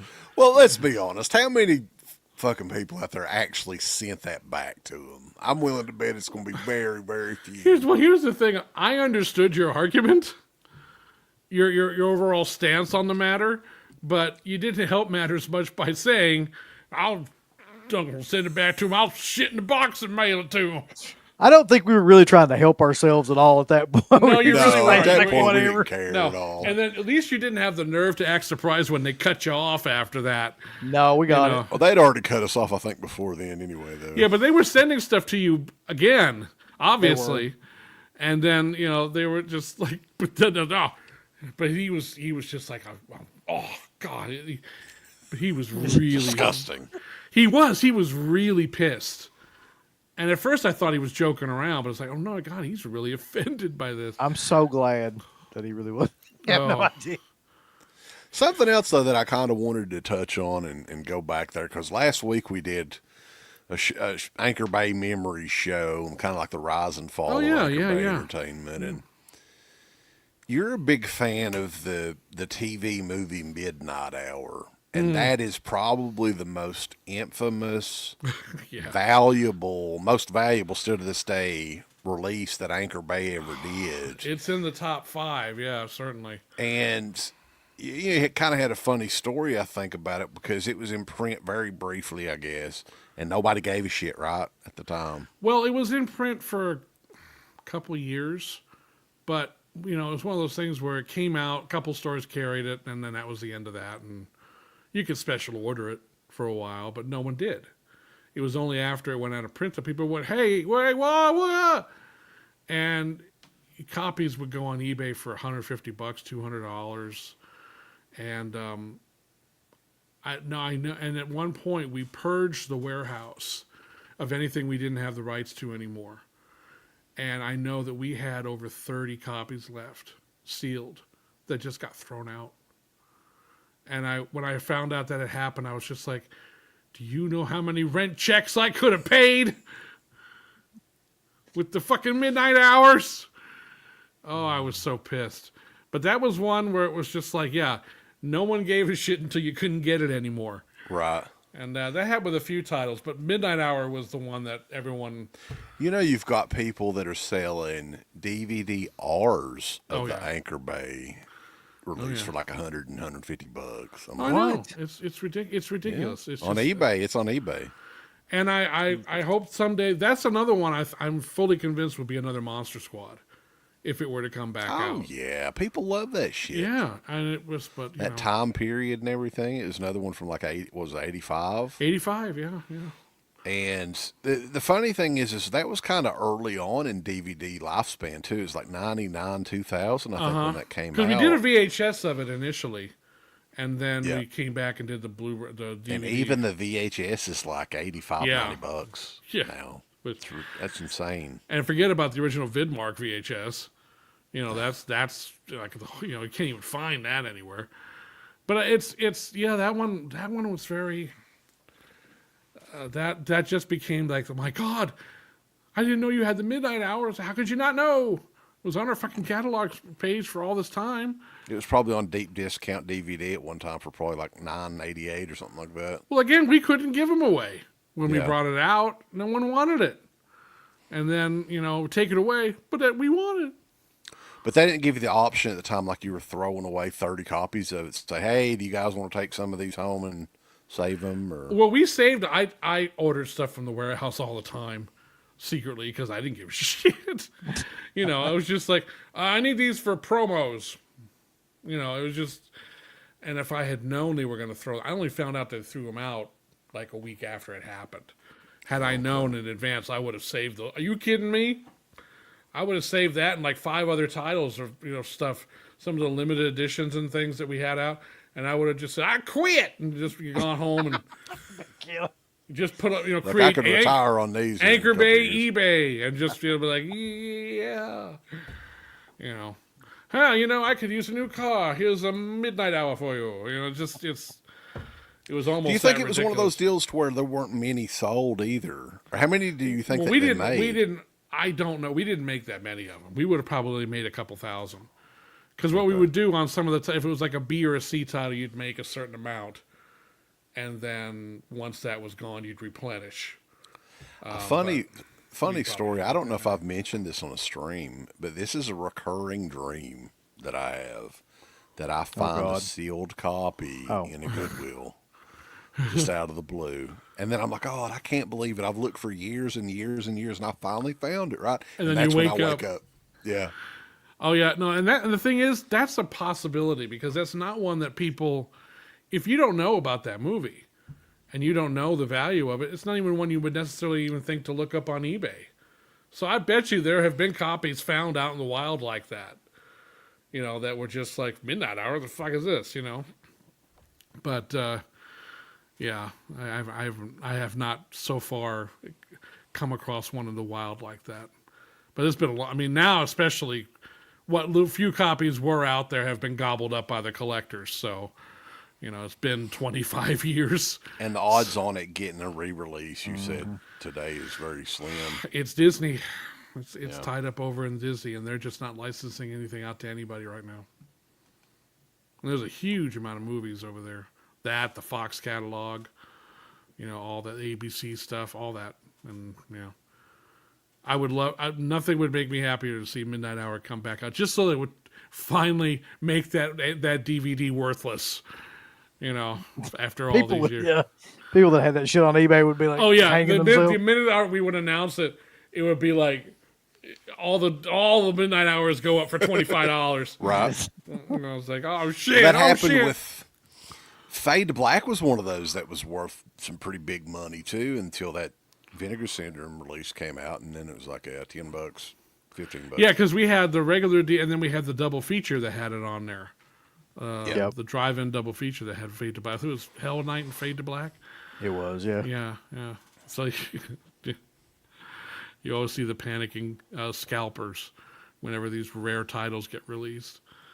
Another super chat from Bronson. My favorite Aussie songs to listen to during Spooky Month are Bloodbath in Paradise, Crazy Train, Hellraiser, Mr. Crowley, Spiders, and Suicide Solution. All right. That's pretty good. Thank you, sir. Larry wants to know status of the Day of the Dead film element, sound and picture. People talk about this all. I think he meant to say all the time.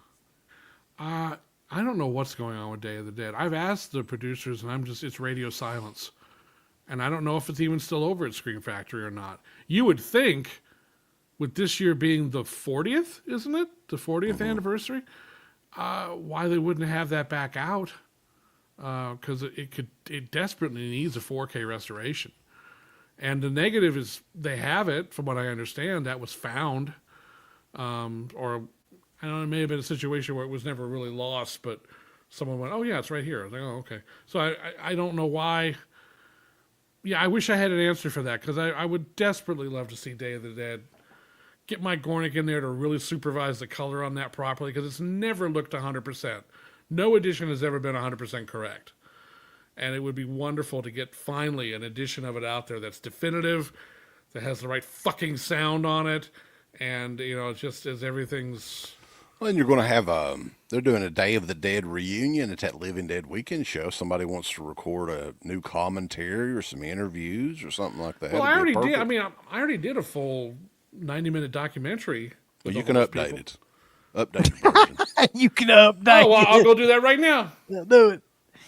I like how you said that, just so confident. Well, you can go update it. Go do that right Yeah. now. Do it again. Go ahead. Go do it now. Slippy will wait. Update some with some Order me around, motherfucker. I'll kick your ass. 4K upgrade. But I would love to see a 4K upgrade of Day. More than anything right now, really. I would love to see it.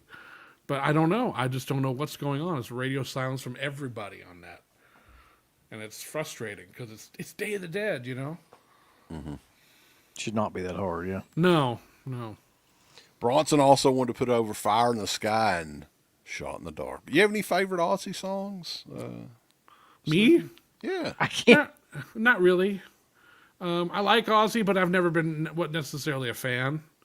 But I Crazy Train's probably my favorite of all the ones I listen to all the time. But you're a big fan of the Dead movies, so hey, it's the zombie style. I haven't heard that one in a while. No, I mean, I like Ozzy a lot, though. I'm probably more Black Sabbath than I am as a solo artist. What about Dio Black Sabbath? Nah,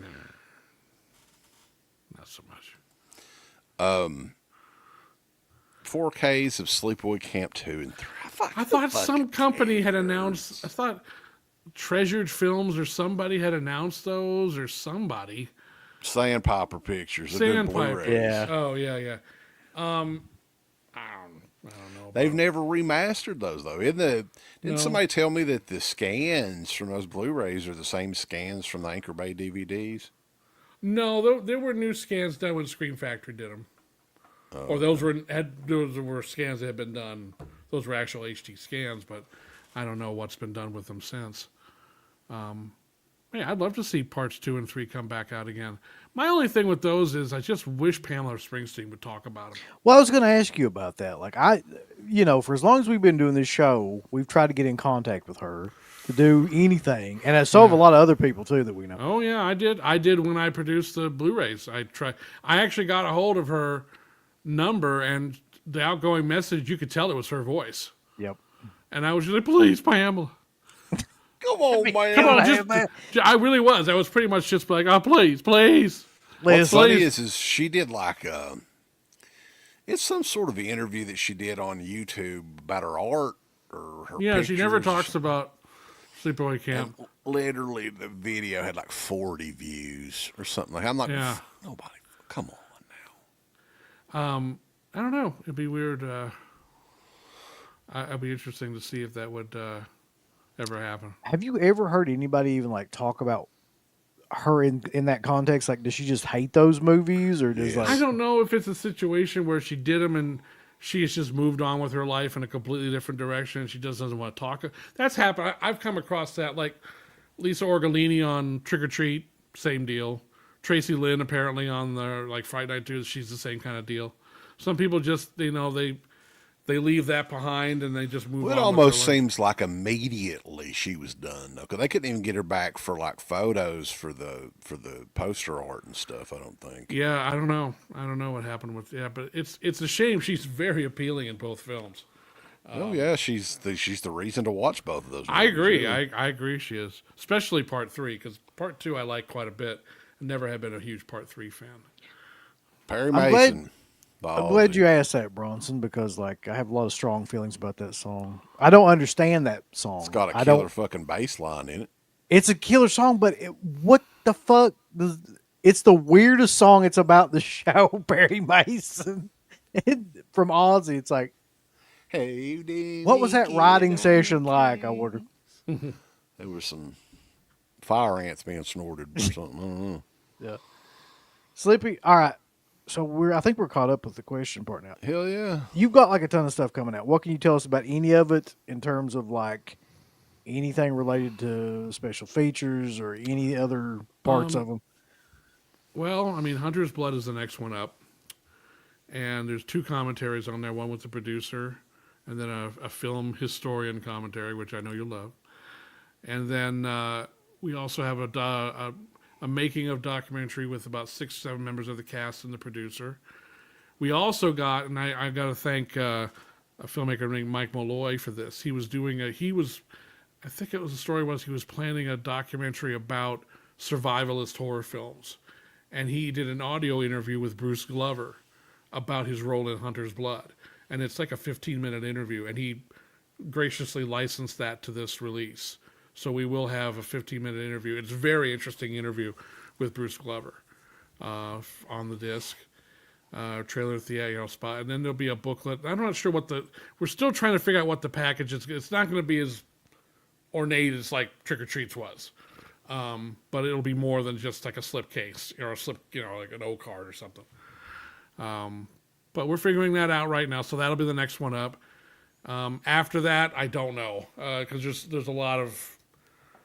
It could be one of the prom nights. It could be Angel of Heat. It could be I might release my Survival of the Dead documentary by itself with a whole bunch of footage that's never been seen before. There might be a possibility of that. King Frat could be. No.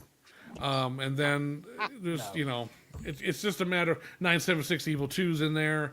There's a whole bunch of them kind of jockeying for position. It's just depending on when we get access to the elements and when the other extras can come together, and that'll help determine it. Another one that has never seen the light of day since VHS, and people talk about this movie. It's a piece of shit, but it would sell lunch meat. Oh yeah, I remember lunch meat with that big greasy bastard with the just. Yeah. Hey, boys. Yeah. Greasy bastard. That's a great way to describe it. Yeah. I don't remember. I don't know who owns that one. I thought someone did bring that out. No. I thought someone did. Yeah, I don't know. I'd have to look into. Here's what I have to ask this question. I have to know the answer to this question. So, did you get Brigitte Nielsen to come in and talk about 976 Evil 2? So far, no response from Brigitte Nielsen. All you gotta do is get a hold of only Flavor did that. Flav She only first. did one day on that movie. She did it as she lost a bet to Jim Wynorski. That makes sense. Yeah. And said, yeah, I forget what the conditions of the bet were, but it was just like if Jim Wynorski was going to have to do something for her, or she would have to do a day on 976 Evil 2, and she lost the bet, so she came in and did. She's only in the one scene, and it's yeah. Hey man, back around that time, she's still a damn good-looking woman. You have her in your movie, you're doing good. Yeah. Jim Wynorski had that. I don't know. I guess he's just got that personality. He could get those tons of those big-breasted women all in his movies. Well, I'm always up for releasing a Jim Wynorski movie, so that's, as far as I'm concerned, that's fine. Didn't he do, am I wrong, or did he do Munchies? He did one of the Munchies movies, or maybe more. He might have done Munchie. Munchie. I'm curious, because when it comes to Roger Corman movie, he did so many of those. Yeah. It's hard for me to remember which ones he didn't do, and because I don't think he did Munchies. He did one of them. I just can't remember. No, which he didn't one. do. No, that was Tina Hirsch did that. Jesus Christ. He did the sequel, Munchie. Then there was Munchie Munchie Strikes Back, but Munchie. He strikes back. Are you serious? Well, Munchie was like this little freaking rat-looking thing or whatever. Yeah, he right? did. Yeah. Well, the Munchie VHS cover was a bunch of like suburbanites looking up, and Munchie standing on a pizza like. Exactly. It's so killer. It looks like something you could buy from Trick or Treat Studios today or whatever. Oh yeah, Jim Wynorski did do Munchie. I thought he did something with it related to Munchies. Dom DeLuise did the voice of Munchie. Well, sure, really? Why not? Why not? If Gary Busey can do the voice of the Ginger Dead Man, you can get Dom DeLuise to do Munchie. All right, so the prom night movies and all that's more than likely next year, you're saying, right? Yeah, well, they certainly won't all be this year. Maybe one by the I don't know, but I'm not making any promises. And are all these you're planning to do in 4K? Yeah. So they're all 4K. Yeah.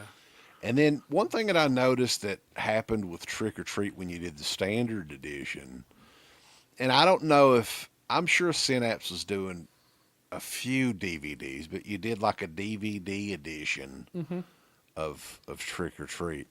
I'm just curious, like, how's the sales going on that compared to like the Blu-rays and the 4Ks? Are there still a lot of people buying the DVD? Oh shit, man! I'm rolling in cash. No, it's doing very well. I was curious, like, because none of the other studios even offer it anymore. So Vinegar Syndrome, Severin, I don't think they do them anymore. The DVD it's not a world beater, but it's made enough that it was worth doing the little limited run we did. Yeah, no, the DVD, is that something you think you're going to do with the other releases too? Do like Blu-ray? That is going to be solely dependent on whether the distributor asks for it or not. That's why we did the Trick or Treat, because our distributor asked for it. So we have an audience. We think we can sell a certain amount of DVDs. And all right. And at this point, it's cheap enough. So it's like, that's, right. There's no extras, no nothing. It's just a movie and that's it. And so if they ask. Doesn't even have a menu. It's like a DVD from 1997. Pretty much. It's like comes in a brown paper bag. It's just, it's a DVD-R. And everyone's handwritten Trick or Treat. And Treat is misspelled. It looks like the second disc that was in Nightmare on a Damaged Brain. Right. Put it out. Right, yeah. Beyond Fairgrounds has got your name, Michael Gangster Ass Felsher. Gangster ass. He wants to know where all your bling is. My bling? Yeah. I don't have fucking bling. You rings and you chains. I don't have rings. Rings. I don't have rings and chains and I don't have that stuff. I am not what you call an extravagant liver. I don't live beyond my means, and I don't have a lot of. I just mostly because I've never had the money to buy any of that shit. But also, I just don't need a lot of. I find the older I get, the less stuff I want. I divested myself of my collection a lot about 10 years, 12 years ago. And it felt really good. Because after a while, it's just like, I got too much stuff. Now I've just got the right amount, and that's it. He's going to bring you a big gold chain. That's nice. I'm not with going a to wear slip case on it. That'd be so cute. A gold slip. I'm not going to wear. Don't bring me jewelry. Somebody please make him a gold chain with a slip case. The like Cube gold. movies. Like, That would be a Lionsgate thing if that ever happened. We discussed that briefly for the Vestron collection, but it didn't really go anywhere. We were talking with, and that was, you were, I think you're interested in doing the movie Pen. Would love to do went any Pen. further with that? Found anything else out about that? No, that one's kind of another limbo. I think that would find a new audience. Oh yeah, for absolutely, sure. absolutely. Well, I've always been I wrote the liner notes for the. It's pretty impossible to release. watch some of these movies, really. Like that one and Anguish or two that was released right at the same time. Yeah. But yeah, they're, unless you go and hunt Go down and the old track, DVD. hunt down the DVDs, yeah. Or I think you can probably find them on YouTube if you look hard enough. I can talk about the Ilsa films a little bit. oh yeah. Okay. We're now done with the restorations, and we're putting together. They're going to come out one at a time from Kino, and then eventually there'll probably be a box set or something. But they are going to be coming out. I don't know when, but we are done with the restorations finally. It took a long time. The elements on those films were in really bad shape.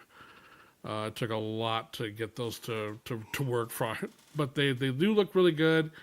And we've got some new extras in the works that are being completed this month, actually. And so the Ilsas are coming. They're Ilsas are coming. The Ilsas are coming. They're coming Dude, all over the place. that's crazy to me that they're going to release that too, though, because those movies are, they are what they are. They're amazing, though. They are not politically correct, are No. they? Boy, they are not. No, they are. Watching them again for the having to do the restorations, it's like, whew. Yeah, These are yeah. these are fucking nasty, man. They're a little strong, Yeah. They're Doesn't hilarious. give a shit though. They'll release whatever. They give zero fucks. No, they'll be part of the Kino Cult label that they have. That's a great label too, by the way. It's one of my I favorites. really like for the price that you pay, man. Kino is hard to beat. That's for sure. The old Ilsa commentaries where we believe they'll be ported over. Yeah, because obviously Diane's gone, so you don't want to lose her. She did commentaries on 3 of them. She never did a commentary for Tigress. Tigress has always been unavailable. Don Edmonds directed. Did he direct 2 of those movies? The first 2, he directed She-Wolf of the SS and Harem Keeper of the Oil Sheiks. A guy named Jean Lefleur directed Tigress. we we did Wicked interview Warden was Don a. Edmonds back in the day. We've got an interview. A producer we work with actually has an unseen, really in-depth interview with Don. That's going to be cut into 2 featurettes for She-Wolf and for Harem Keeper. So Let me that's ask gonna you this though: do you have an interview with him from Hillbilly Horror Historians? That's an outlaw. Why would we want that? Because it's sort of a big deal. He's been dead a long time. This is rare. I missed Don was a lot of fun to talk to. Don, he was at a couple of Cinema Wastelands, and I just remember just sitting there just chatting with him about all the films he does. Like, oh man, this guy's had a life, man. He's made some fucking whacked out movies, man. He was, I really wish he was still around. He had an interesting career for sure. Hulk Hogan box set. Films like No Holds Barred, Suburban Commando, Mr. Nanny. You talk about a Sand of box, Muscles. an awful box set. What kind of a box Damn. that is? It's like, yeah, what? Whew, boy. I don't know about that. That's. It's like, welcome to the Hulk Hogan collection. Where we I'm present surprised that Suburban Commando hasn't come out on Blu-ray or anything yet, has it? I was frozen today. Not surprised it hasn't come out at all. It's pretty Can bad. you imagine 4K restorations of No Holds Barred, Suburban I Commando, can listen. At Mr. this Nanny? I could totally imagine somebody coming out with it. Yes. Vinegar Well, Syndrome, I've always they'll said- release anything. I've always said if Tammy and the T-Rex can get a 4K release, anything can get a 4K release. That's true. Rumpelstiltskin has a 4K release, so I mean, Yeah, with some of these companies, anything's possible. That's for Yeah. sure. anything other than May that you know of coming out from Vestron this year. Yeah, all of me and at least one other one. Ghoulies Goes to College. That would be great, wouldn't it? I would love to see Ghoulies Go to College come out. Finally, baby, it's coming out. Ghoulies Go to College. And the Not 90, that's Sony, though, right? They're coming out with that themselves. Yeah. And that's probably going to be maybe, what, in the fall? Maybe, I don't know. They've been working on it That's for not fucking my hell and ever. department. Is there a couple of different cuts of that movie coming out, or? Maybe, I don't know. And Bruiser is coming out here in the U.S. as well. Do you have any details on that? Not at the moment. It's on hold right now. Oh, shit. Yeah, but not for any bad reasons necessarily, but it's on hold at the moment. So, like some of these movies that come out, and you had like a Day of the Dead, if they were to do a new edition of Day of the Dead, your unheard interview with Romero would be a perfect special feature. Have you thought about doing some? Because there's new editions that's coming out. Bruiser, if Bruiser was to come out in the U.S., his recollections on that film, it'd be a really I don't know if I'd want to do it like that. How else would you really do it, though? I mean, that's the thing. Like, what else? I don't know. Well, that's been kind of the problem as we've been trying Yeah. to figure out exactly what to do with it. But my vote would be to turn it into a limited podcast series and have them, broken up like that. Do like 6 or 7 episodes where you would cover like certain portions of his career, and just have have the conversations as much as unedited as possible. Because I haven't listened to them in it since we recorded them. I haven't. Well, I would imagine, like, is that something that you would want to edit together yourself? Yeah, I would. Because I did it. I was right, but there. I mean, it might be something that'd be difficult to get through. I'm sure there'll be moments that would be emotional. How could it not be? Right. But it would be. That's very personal. I wouldn't want to hand that over to anybody else. So, something else that's very personal, though, is Living Dead weekend coming up. Quite possibly the very last Living Dead weekend in Could be. the mall. Could be. I mean, you're going to be there for sure. Oh yeah. Oh, yeah. Could this possibly be the last time you'll be in the mall? And what do you think? Like, if Walmart has purchased it, like, what are they going to do? No one knows, and I doubt that they even fully know at this point what they're doing. My guess is we won't see any kind of major work or anything start on that till next year at the earliest.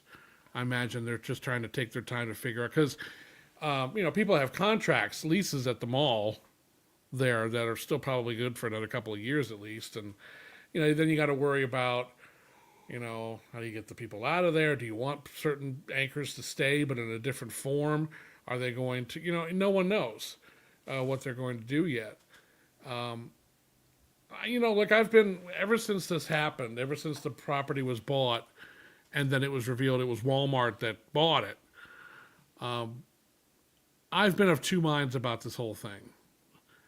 I've been going to the mall since '94. I made my first trip there in '94, and I've been back a couple of times every year since then. So that's 30 plus years. It's no other place like it in horrordom. It's like a living movie set. You go in there, and as much as that mall has changed over the years, when you walk in, you still can feel it's the mall from Dawn of the Dead. There is something truly special about that place for George Romero fans and Dawn of the Dead fans and for horror fans. It really is like, you got to go there at least once in your life. It's like your Mecca. You got to go there. If you're a horror, you got to go at least once to the... And I mean, when I first went there and I saw the mall come up over the hill as I drove up, I cried. I cried. I was so happy to be there. And back in '94, the railings were all the same. The bank was still there. The fountains, the footbridge, the lighting. I mean, it's still very much. The only two major things that weren't there at that point were the ice rink and the clock tower. Everything else was largely, the Pennies was still there. Gun store? Gun store was never there. Gun store was never there. Thank God that was somewhere store. off. Think of that. How would that go over today? That would not go well. Not well. But so, and I love the fact that the Living Dead weekend happens there, and it brings all the it's like a family reunion for me and for all the people that worked on all of George's movies. It's a wonderful event. And if it can still exist. Oh, it will, and I'm sure that they'll probably do it at the Monroeville Convention Center or somewhere nearby, or who knows where they'll do it. They'll still do it.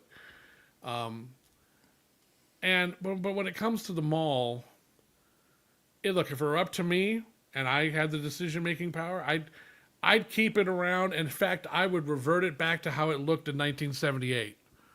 I would go even that. I mean, if I had all the money in the world, I could do whatever the fuck I wanted. Well, yeah. Kind of do now, yeah. Yeah. But here's the thing. I also understand that the mall was originally built as a commerce center. It was a place for people to go and spend money and pump money into the local economy. And its job is to have customers come in and buy things. And, it was a social center and stuff. And it's not that anymore. No one goes there anymore. No one goes to hardly any malls anymore. And as a result, it's not, and it's a huge piece of property there in Monroeville that's not really doing much of anything for the community anymore, at least not the way it used to. So I kept finding that it's hard for me, it's almost impossible for me to come up with any argument to keeping the mall that doesn't boil down to, but Dawn of the Dead was filmed there. That's the only argument I can come up with. I can't come up with any economic reason to keep it going the way it is. So, on the one hand... And we're talking for a mall, what would they pay, like $35 million or something like that for a mall? They paid hardly anything for that property, really. Well, but still, at the end of the day, a fan can't spend that kind of money. No, it was like $30 million. No, yeah. I mean, $30 million for that property is a steal, considering how big that property is. Yeah. But... no fan's going to do, no one, we're not going to get a fundraiser together and, I was saying, I mean, what do you do when you have $30 million fundraiser? Well, what they're going to, my guess is, if I were a guessing man, they're going to level the mall. Because first of all, the mall's not in the greatest shape anyway. It's already kind of fallen apart in some areas. And my guess is they level the property as much as they can. It's got to be one of the older malls in the whole country too. It's one of the oldest. It is one of the oldest ones, yeah. And so my guess is they will level most, if not all of it, including some of the surrounding structures, and then rebuild a whole new Walmart neighborhood.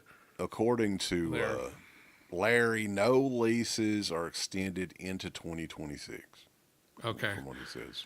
So yeah, that goes along with what I was thinking. I figured nothing will happen this year. This year you'll still be able to visit and everything. Next year is when shit will start happening. And as to what that is, now they have shown some pictures of some Walmart neighborhoods that they've built where it's housing and Walmarts and all sorts of things that they've put on properties like this. And they're actually kind of nice looking. And at the end of the day, I can't argue economically against doing that. How does Monroeville not have a Walmart yet, though? That's so bizarre. They have never had one. That's wild. Yeah, well, there's no room for one, really, because of the way the land is structured around there. In order to put a Walmart that would be the size that Walmart would want, there's really nowhere to put one. Right. Except on the mall property. And you don't realize how big that property is until you get there and just drive around it. Mm-hmm. There's sections of that parking lot that haven't seen cars parked there since the 90s. Since they filmed Dawn of the Dead. Yeah. I mean, when I first went there in 94, it was during the Christmas season. It was bustling, man.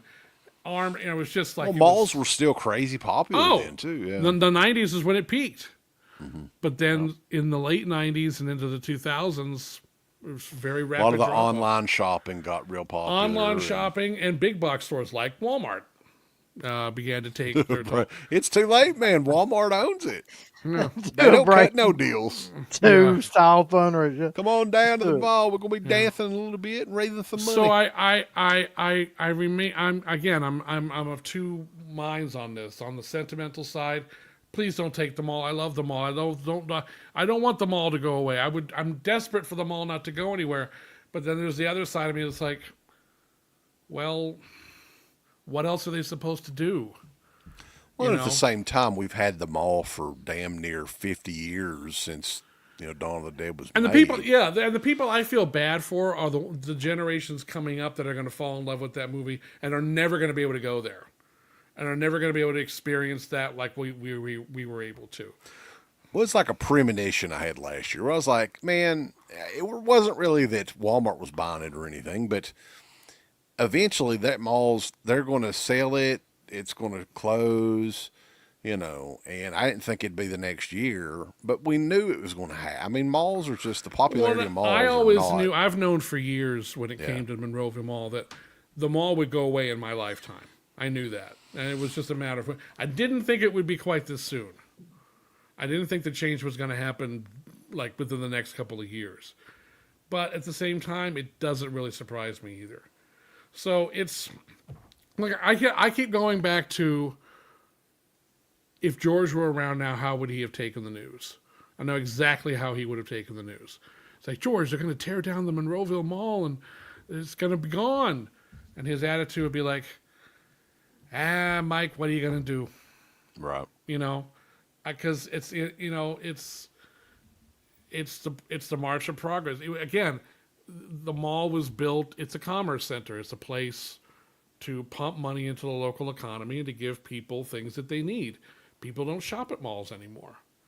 And so that place is actually a drag on the local economy because it's a big piece of property that's not fulfilling its need for Monroeville. So on a strictly economic side of things, I can completely understand. Yeah. Very massive. Yeah. If you've never been in it, it's a very big mall too. Yeah. And most of the storefronts are empty. Yeah, a lot. I mean, it's been on the serious decline for the last 10 years. But that's one of the reasons that the previous owners, I think, embraced Dawn of the Dead finally, because it brought people in the door. Well, it's like, how many years have they done the Living Dead weekend, and have they used pretty much the same storefronts pretty much every year? It's like there's a certain amount of ones they always use, and there's rotated. They rotated when something would move in and move out. But they just lost, like Party City just went away. And I think there's another one that just left too. Yeah, that was a big one. Yeah. And I mean, basically the convention was relying on empty storefronts to exist as well. So think of that. Yeah, it's a weird thing. And they tried some other, like they tried some like play palace type stuff in some of the stores. And they tried to do some different things in there. But malls just are not what people do anymore. And also, the internet had made a big impact, but big box stores did too, because you can't get those kind of prices at a mall. The mall prices were always retail or hardly ever discounted. So it was just like the mall concept just wore itself out. It just never, and that's not every mall in the country. Some are doing fine because of where they are and how they focused around their particular neighborhood. But when the Monroeville Mall was first built, there wasn't anything else around it. There wasn't. That was it. Now, everything in the area is built completely up around it. It's like surrounds every aspect of that mall. You don't need the mall to go shopping in Monroeville. You can go anywhere else. One thing that I wanted to ask you about too, because Garrett was bringing this movie up, and I don't think we've ever talked about this. And if you've ever talked to George about Morgan Stewart's Coming Home, and there's a scene in that was at the mall. He met George Romero at an autograph signing, And that was that a legit autograph signing for that book at the time that he was? No, I don't think that was a whole thing constructed for that movie. Okay. I never asked George about that movie. I would love to see that one come out on the Vestron line. Morgan Stewart's Coming Home, just because of that weird kind of horror connection to it. Yeah. But no, I never did ask him about that. I never did. But that's where I first met George, was at a signing in the mall back in '96. There was a little, and I don't know how I ever found. I think I got on a mailing list with Elite Laserdiscs back in the day. The Morgan Stewart's Coming Home, that was in the 80s, though. So I imagine the mall would look very similar to what it looked like. It didn't, from my recollection, maybe Larry, I'm sure Larry could offer much more specific details than I could. When I went in '94, like I said, the only two major things were the clock tower and the ice rink. They were both already gone by that point. Everything else, with the exception of certain stores, was exactly the same. The railings, the fountains, the JCPenney, the bank. I don't think it was the same company, but the bank building was still in there. The fountains, the footpaths, the staircases, all of that was still there. But the only thing that you couldn't, there were no longer there was the clock tower was gone, and the food court had gone up in place of the ice rink a long time ago. But then between '94 and 2000, lots changed. The railings went away, the light fixtures came down, the JCPenney's is gone now, the bank building's long gone, the fountains are all gone, the footpath, the little bridge, the mall itself, you can still tell because of the bricks and the ceilings and the floors and the pillars. And when you're driving up to the mall, you can totally tell. And also when you go behind the scenes in the back hallways and the boiler room, nothing much has changed there really. But it'll always feel like you walk in and you just know magic happened here back in 1977, 78, man. And it feels, I love going there, and I'm going to miss it terribly.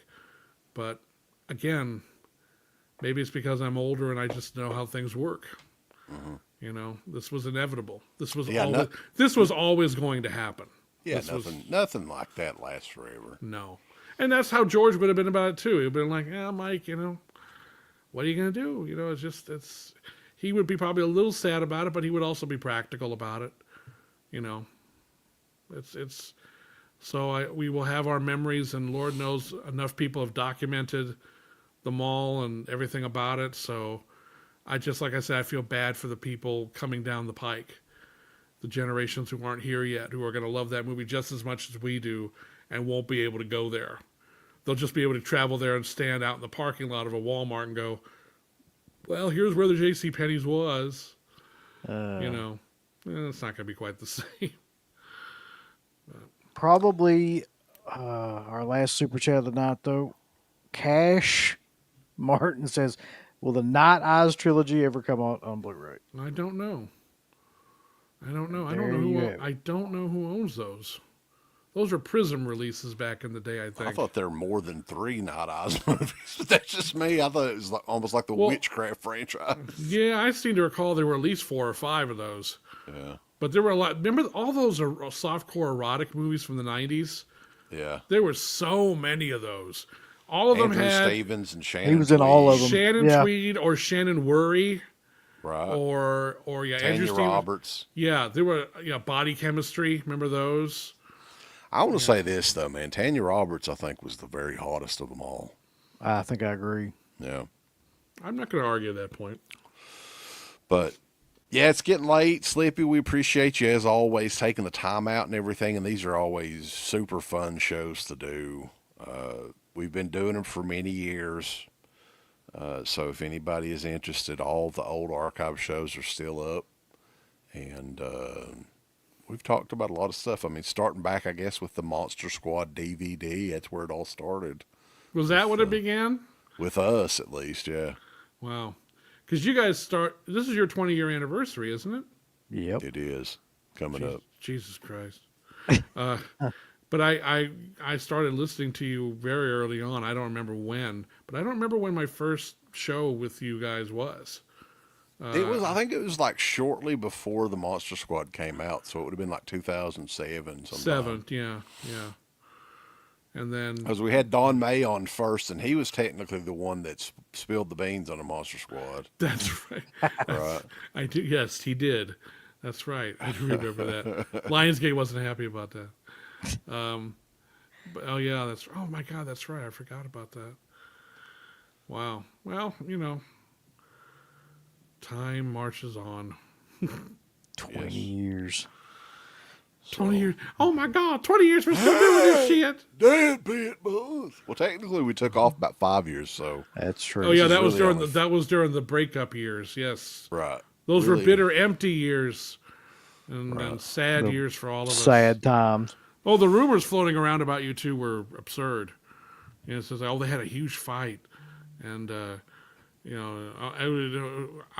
was the one rumor. Yeah, Uncle Bill fell in love with CK, and then he spurned his affections, and they broke up, and they won't talk to each other anymore. And then there was the other rumor that one of you had stolen money from the other, and we're gonna, then there was another rumor.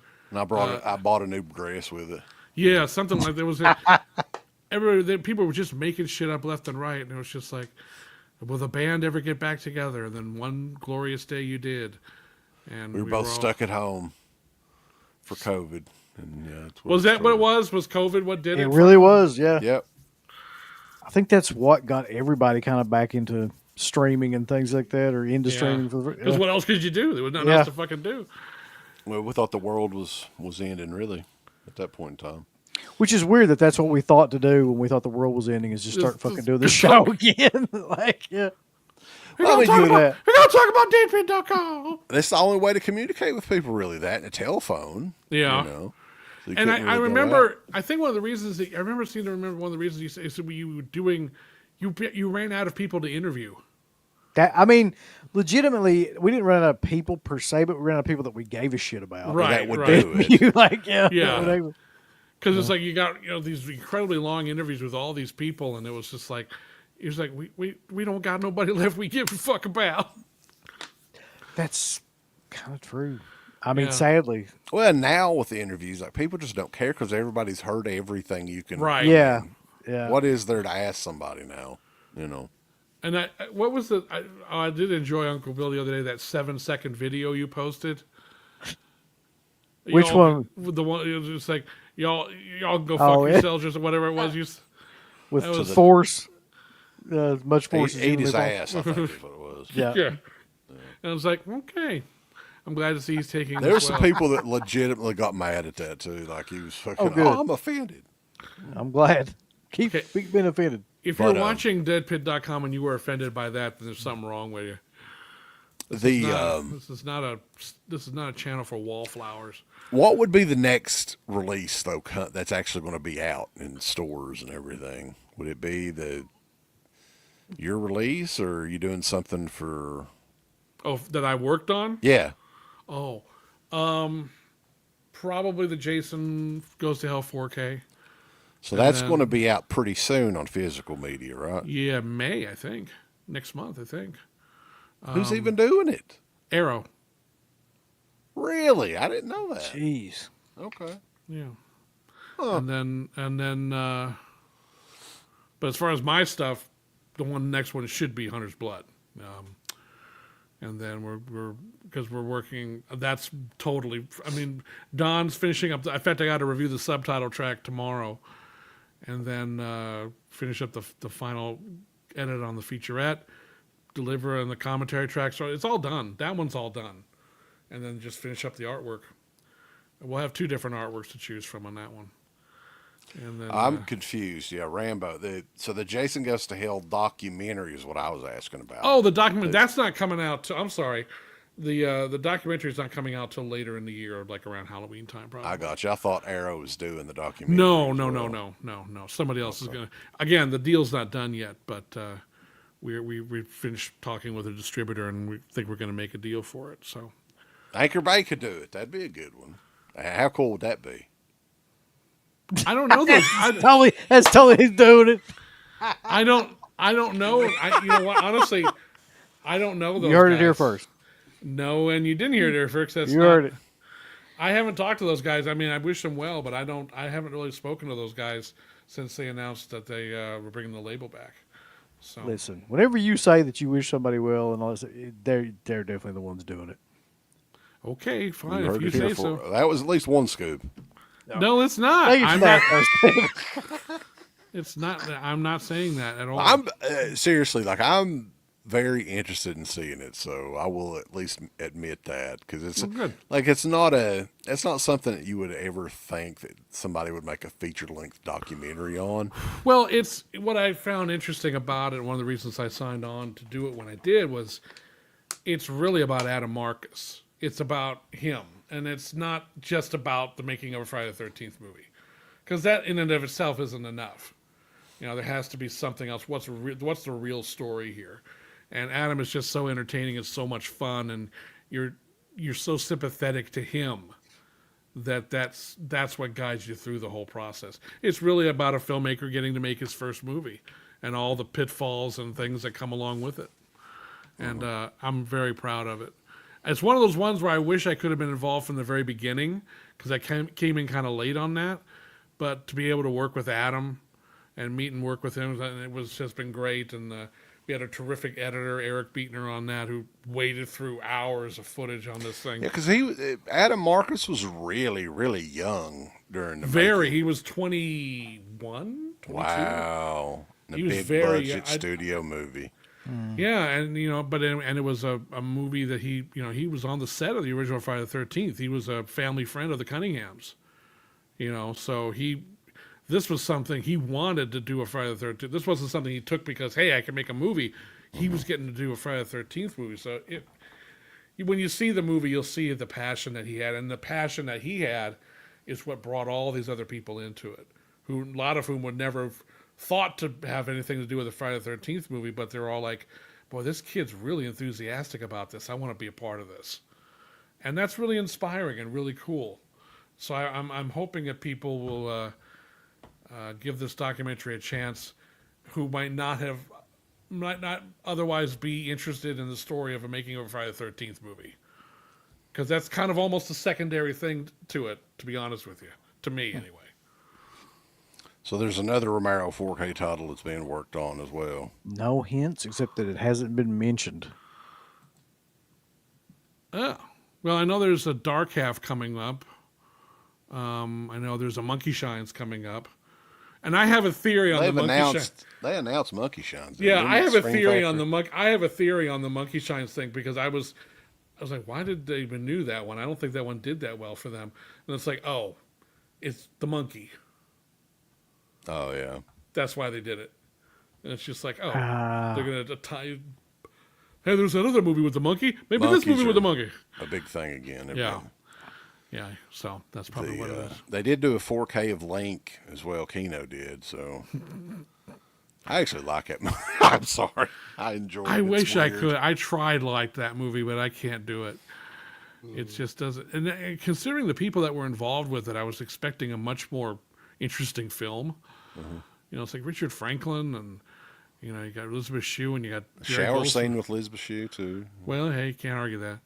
But it's that was one. I was just like, damn it! I kept waiting for this to go into. Yeah, I think that it didn't know what it was really. Yeah, it was almost like he was trying to play it a little too subtle, and it's just like, no, go batshit crazy with it, man. Come on. It was almost like kind of funny a little bit at first. Yeah. It was a film that had a little bit of an identity crisis, but I'm glad it's out in 4K. Great. They're fucking doing Road Trip in 4K. Stuart Little, go for it. I'm all for it. But I see every little hair on Stuart Little's head in 4K. We just hope that they mimic the DVD menu, because Uncle Bill reminded me the other day. Didn't he host the menu? Yes, he was in, the mouse was running all over the screen and coming out of various little crevices and stuff. Yeah. You talking about, what was that, Mousetrap, Mouse Hunt? Mousetrap, yeah, that's what it was. Mousetrap, yeah. I like. Jesus. Oh no, Mouse Hunt, isn't it? Mouse Hunt. I think it's Mouse Hunt. Yeah, with Christopher Walken and the Nathan Lane or Nathan something. Lane, like that's Mouse Hunt. Yeah, that one's coming to 4K, so we're excited. I like that movie a lot. I've always liked Mouse Hunt a lot. Gore Verbinski, the director of that, he's a talented guy. I've always liked his movies. Even The Lone Ranger, I'm a big Lone Ranger fan. A lot of people aren't, but I love that movie. But guys, It's late. It's a holiday weekend. We hope everybody has a good Easter. It's WrestleMania weekend as well. Do you have any picks for winners at WrestleMania, Slippy? Yeah, I'm gonna go with the Big Crusher, and and Slap Happy Sammy. I don't know who Slap the fuck it is. Happy Sammy's, yeah. I don't. I'm sorry. Look, hey, God bless anyone who's into wrestling. It's never been my thing. I've just never been a wrestling guy. It's weird because you're from North Carolina, which is basically like the You're almost from epicenter Greensboro. of Southern wrestling. You know, it was big down there, but there was something else that overwhelmed everything else down there. NASCAR. Oh, God. I knew the standings, the top 10 standings for NASCAR for 10 years in a row against my will. I did not want to know them. I did not care who these people were, but because it was on every goddamn day, I knew where Bill Elliott stood. I knew where Dale Earnhardt stood, Darrell Waltrip. I know those people. I couldn't name any like modern NASCAR guys. No, I can't. Ever since I moved away, I was able to free myself from the cult. Like I think I mentioned Davey Allison. Somebody said that he died like 30 years ago or something. He did. He did.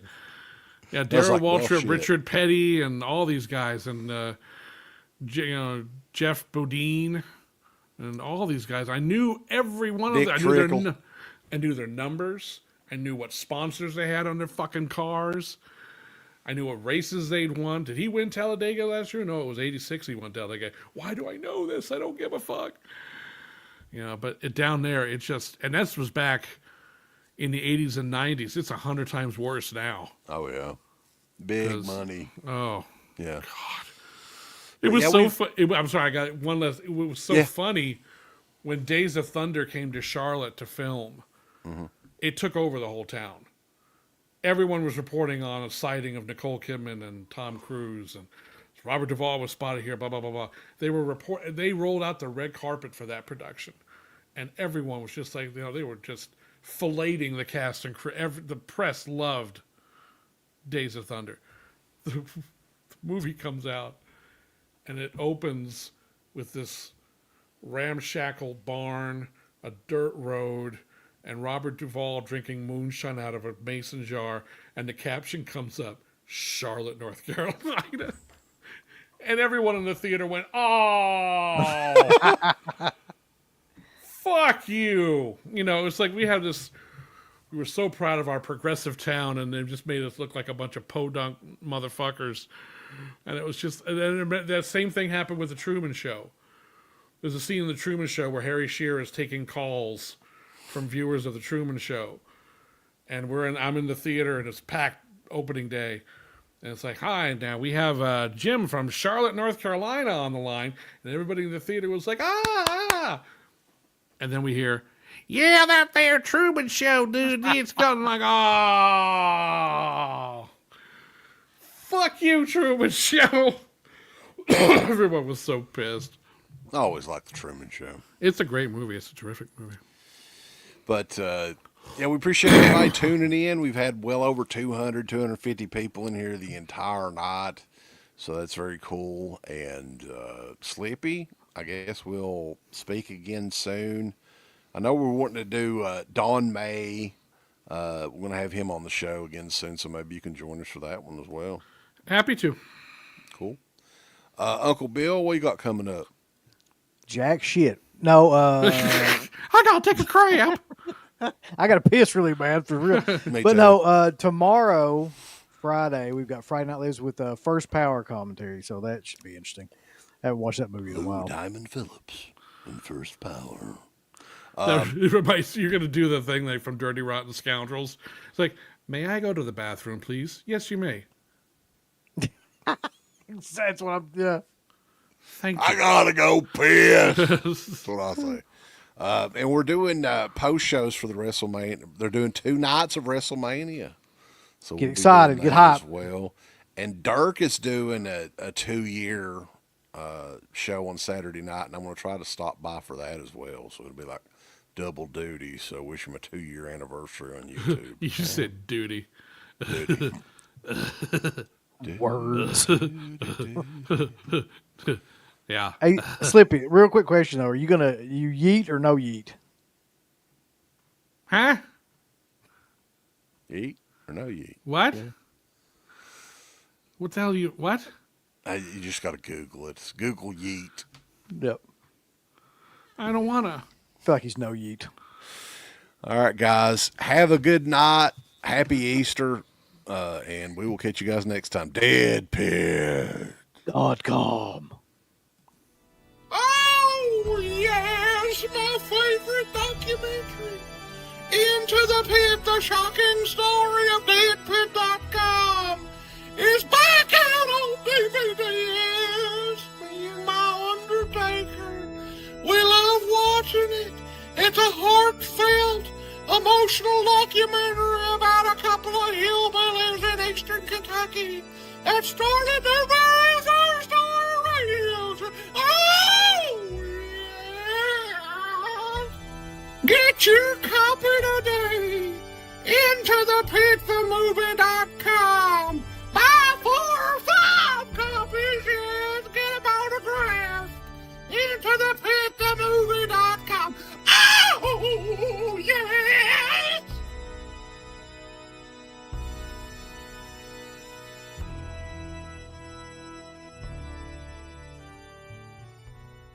I want all these people to click everything they're supposed to click. You haven't been liking them, you haven't been subscribing to them, you haven't clicked the bell or notification or anything like that. Folks, why don't you click the like button? Do you hate us? Do you not want to see us succeed? Why don't you click the heart button? Is this something that you have against our particular show? Why don't you subscribe? You should click on one of them buttons right now if you want us to continue to breathe greatness into your life. There's all kinds of wonderful shirts over at shop.deadpit.com. Simply the best horror shirts.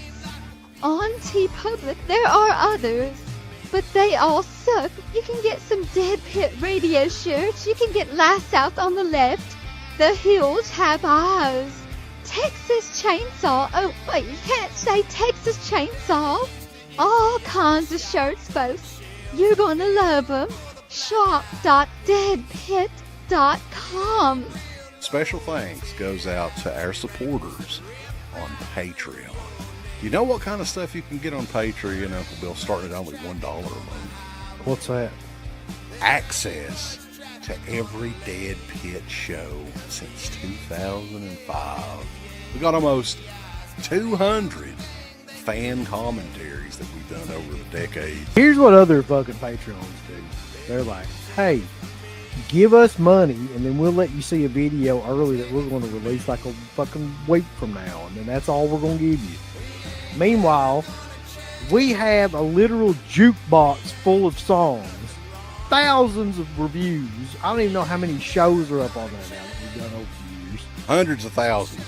You need to figure this out now and subscribe to us on Patreon and YouTube and Instagram and help us to 1 million. The road to 1 million subscribers starts today. So DeadPit on Patreon.com. Join today. Tiers start at only $1, but I'd recommend at least the $10 tier. You can do 50.